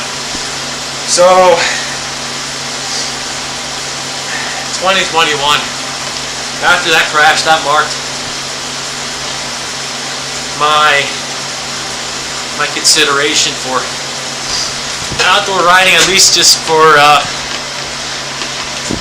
mental sanity, because every single time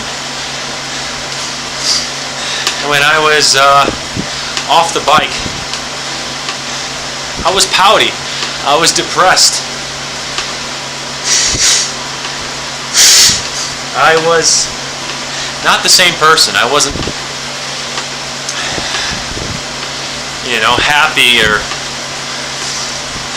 positive. I was dark. I was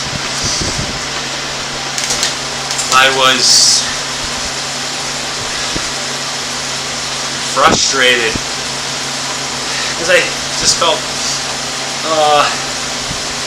Like I couldn't do anything except just to wait, be patient. I don't like being idle on the sidelines. I like being active. And so because of that, as well as just analyzing my progression of the power over time, I thought it would be more advantageous just to continue focusing on building my power. Let me stop this music because I want to continue thinking of my thoughts.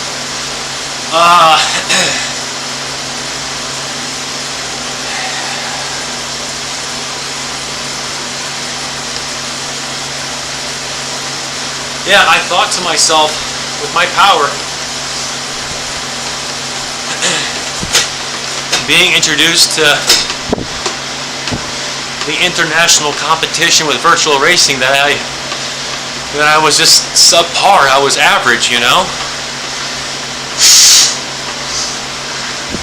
I personally thought I sucked and that I needed to improve myself.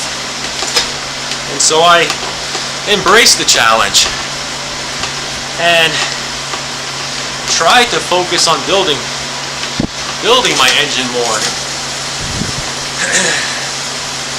Not so much through structured intervals, but through the assistance of virtual racing, competing against others, because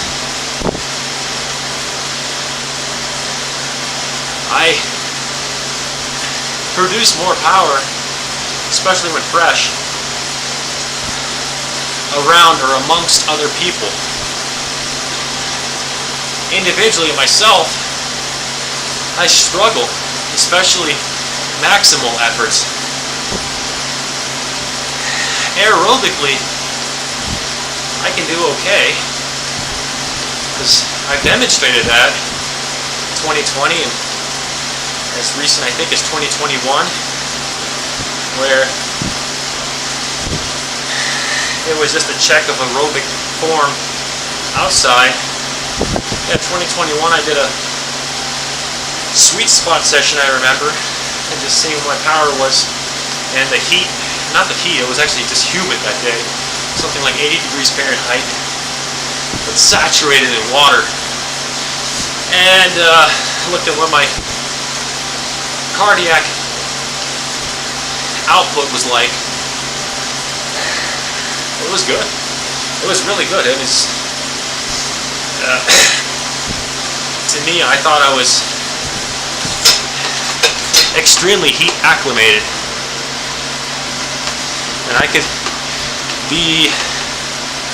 could resort back to my extremes just like I did 2018, 2019, 2020, 2021, training in the hottest part of the day in the summer times, and the freaking humidity, and acclimate myself to that, just like you would altitude training, or acclimating to altitude. That's an aside.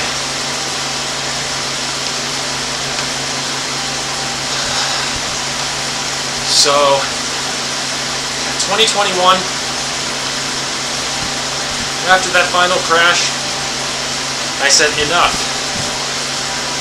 Focus on the training, focus on the building the power, and I saw progression not only in stuff like 10 minutes to 20 minutes and deeper, but also building the sub 10 minutes, 5 to 10 minutes, and especially the 1 to 3 minute power with 2023, I think, showing or exhibiting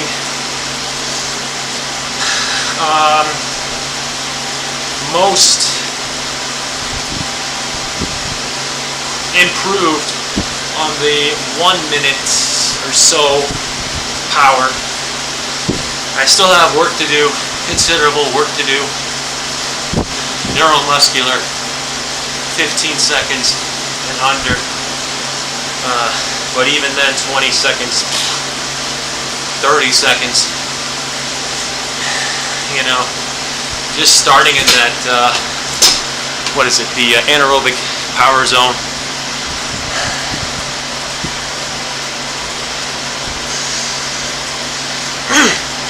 So, throughout my cycling adventure, my cycling endeavors, the ups and downs, you know, crit racing wasn't something I really enjoyed. The time when I went above 20-hour training weeks, that's when I thought, yeah, road racing. Road racing is something more of my craft. So the question then is, why have I not done road races? Well, there is none in my area prior to 2022. And they discontinued them, I think, in 2016 or 2017, the one or maybe two that was local in my area. The other thing is, I'd have to drive 4 hours or greater, which it's not possible for me if I want to pursue this style of training that I'm settled with. I'd have to give up some of my training hours, and yeah, I've all done this myself without a coach. There's just a lot of self-lecturing, but also, you know, learning and wisening up over the years from peers or public resources. There's a lot out there for free that you can learn about the sport.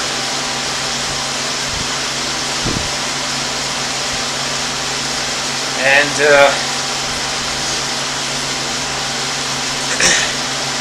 as of this year, 2023, I had some thoughts about going back outside and doing outdoor training, but the standstill is the medical insurance part for me.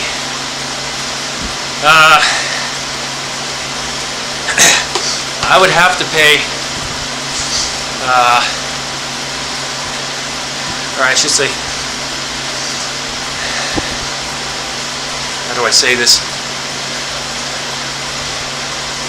So, I don't have any employer coverage for medical insurance.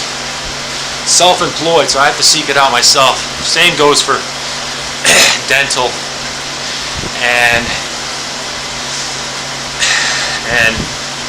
optical.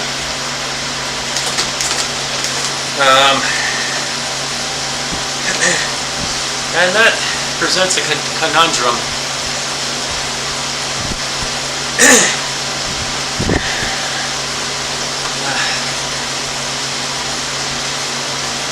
You know,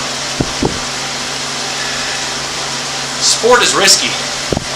This sport is risky.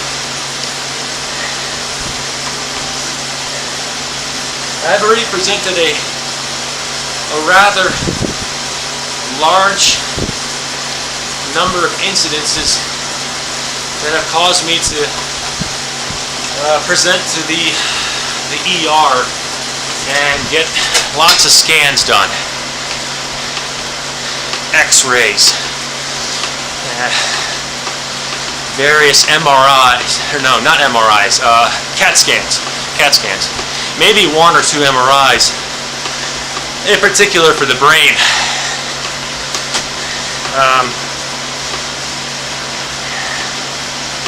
Again, I'm really fortunate, knock on wood, I don't have any operations, but this is kind of a combination of personal trauma that I'm trying to get over, and just the financial side of things. I'm not well off when it comes to making money. I have to be budget savvy, which is why you don't see me owning a collection of bikes. I just have this Allay Sprint. Well, I used to have the Le Mans Zurich, but the bottom bracket cracked on me, so I replaced that with the Kestrel Talent to my left, and I still have the indieVelo Slice TT bike that I got off of eBay for a piping sweet deal at the time with 10-speed Di2.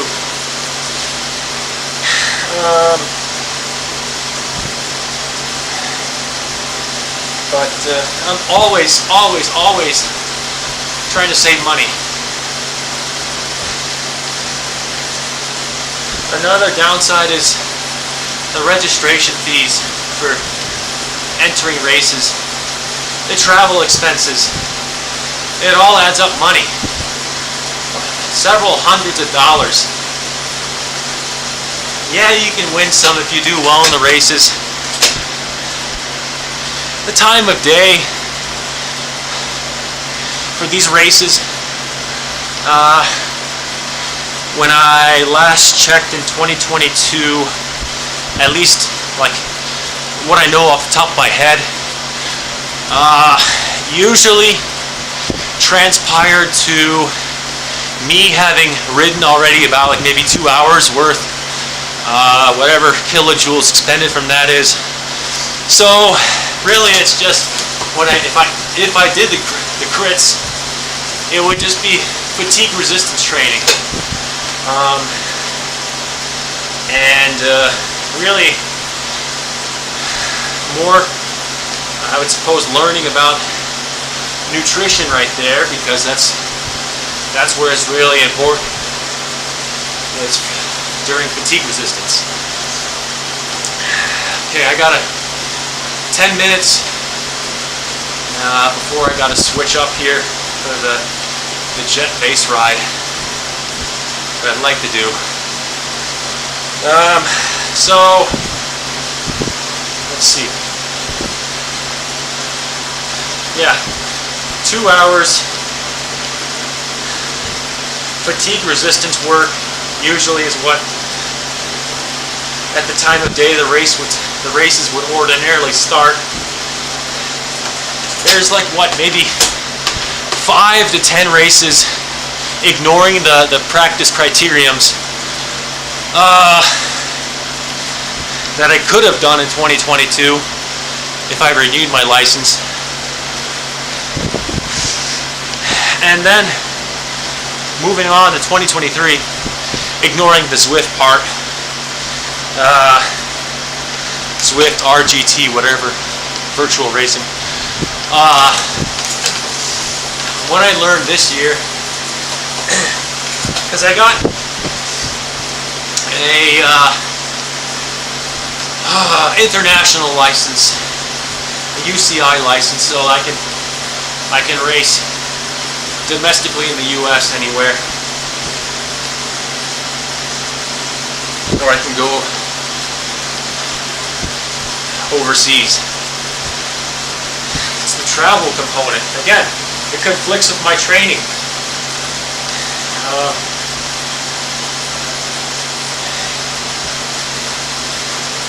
I'm just a person that doesn't like being idle. If I have a coach, the relationship would probably be something like what Lionel Sanders has,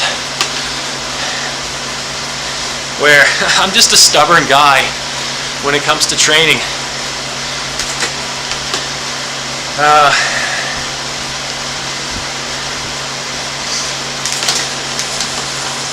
I don't like feeling bloated the next day. Just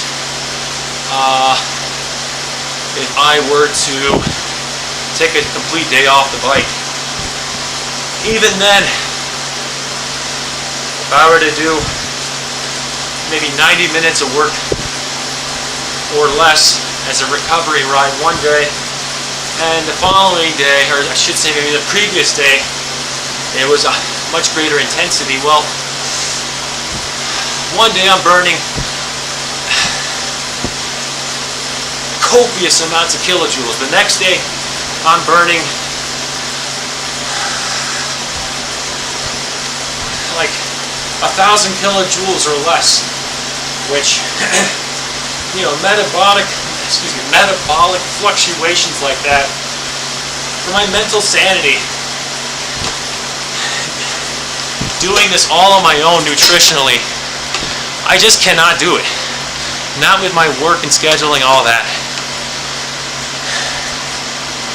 So because of that, I just like to be more consistent, steady.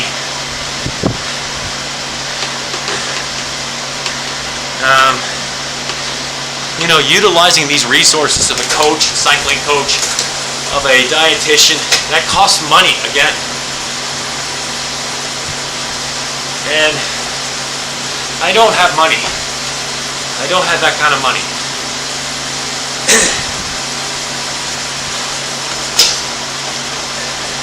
So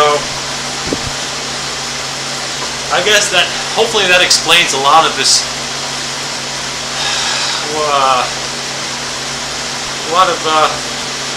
My cycling journey through the years. I will say in 2023, briefly, when I looked up at random Strava activities of local racers, I saw that there started a new road racing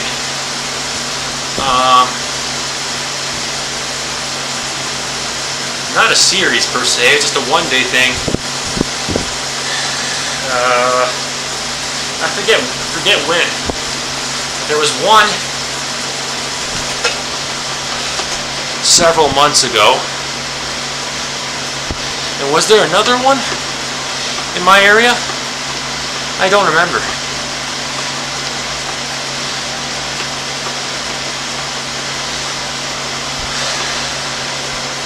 I really don't remember right now off the top of my head.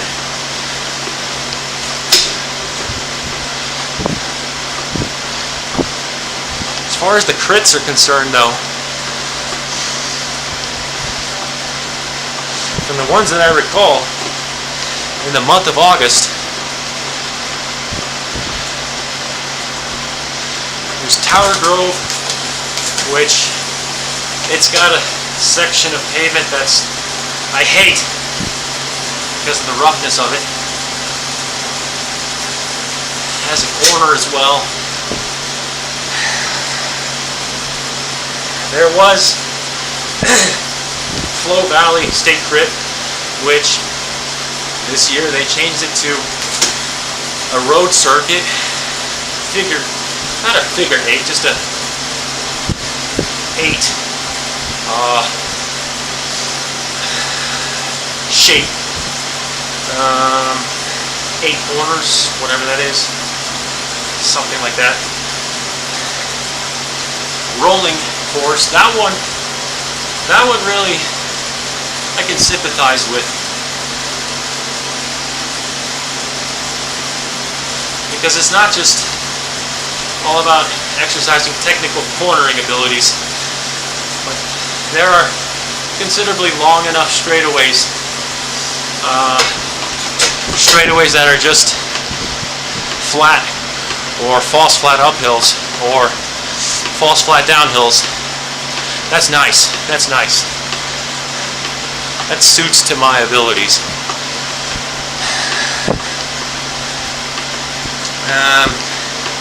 Something that's really punchy, like Flow Valley was, where it's like a sub 20 second kind of climb, burst of power, just like North Lake, or just like Swift, Yorkshire, in certain, what's that course? Duchy Estate. That one doesn't do as pretty to me.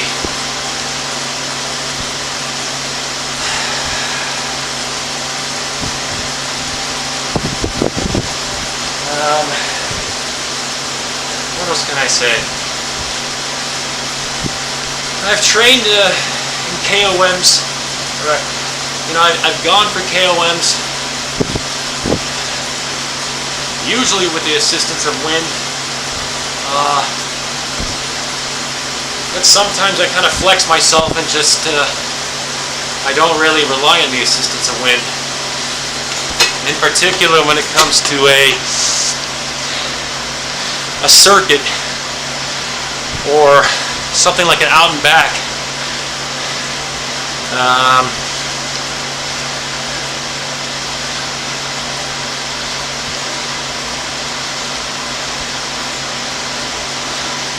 Yeah, when it comes to KOMs though, more often than not, when I find the message about, oh, someone stole your KOM, I shake my head because, well, first of all, that was my previous form, you know, 2021, 2020, whatever that is. My power is up from there. Or my power is up from that form, that previous form. But also, these people, I know because I can use tools like my windsock to look at what the wind history was like on that day. And I can see if they had more wind assistance than me. But also, it's a pet peeve when I lose KOMs because these people ride in groups and not solo. I virtually have done my KOMs solo, with the exception of the local bike shop group ride that has been Saturdays, or in 2019 also Wednesdays, sometimes Thursdays that I did.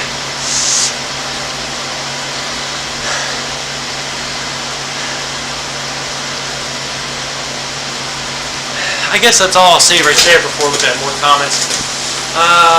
What about outdoor group rides? Yeah, that's what I explained. I think I discontinued outdoor group rides after 2019, but that was because the time of day, I didn't ride at the time that the group rides began. It just so happened that my available time coincided nicely in 2019 and in parts of 2018.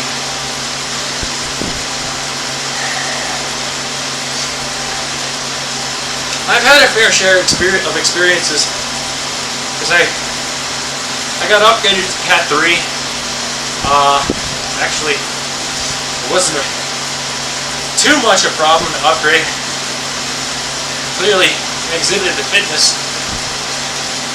Cat 4 was a piece of cake for me. Cat 3 sometimes tested me. It just depends on the course, as well as the teams that attended, and motivation, again, just like the qualities that are exhibited in virtual racing.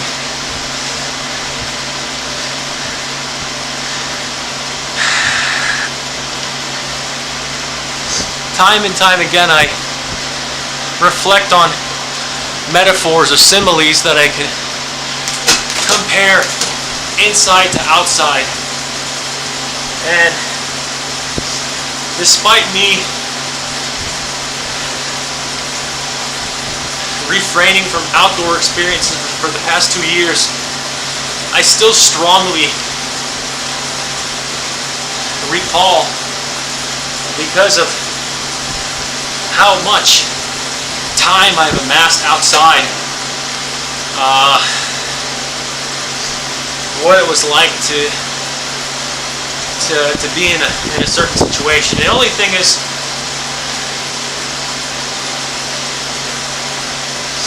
I still had lots to improve on the racing experience. And you know, on my team, a guy like Jaden Yeager, he's a masters athlete right now, but he's someone I look up to from the standpoint of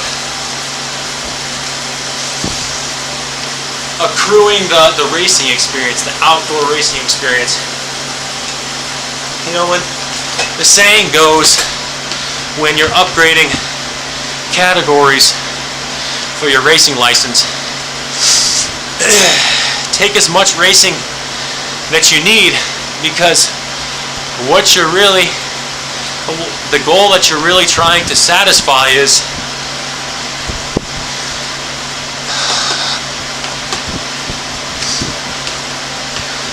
comprehending and acclimating to riding within a peloton, you know, within a bunch, practicing safe riding and racing behaviors. Don't be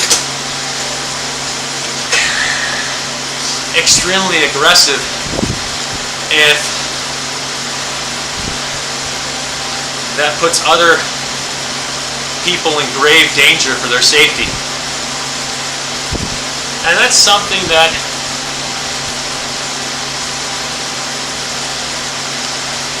I sympathize lots to for safety.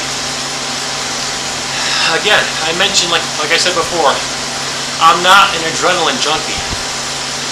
Or the times that I do exhibit being an adrenaline junkie, it's cringy. I don't exactly like it. Sometimes you have a wealth of euphoria, like you get a mental high, but that wears off. And I try to make sure I don't get distracted from outside conditions and factors. But even then, I still made mistakes. And I still do make mistakes, despite not being outside right now. Okay, that's a very, very long explanation that I hope you had a good listen to. I'm going to go ahead and end it right now.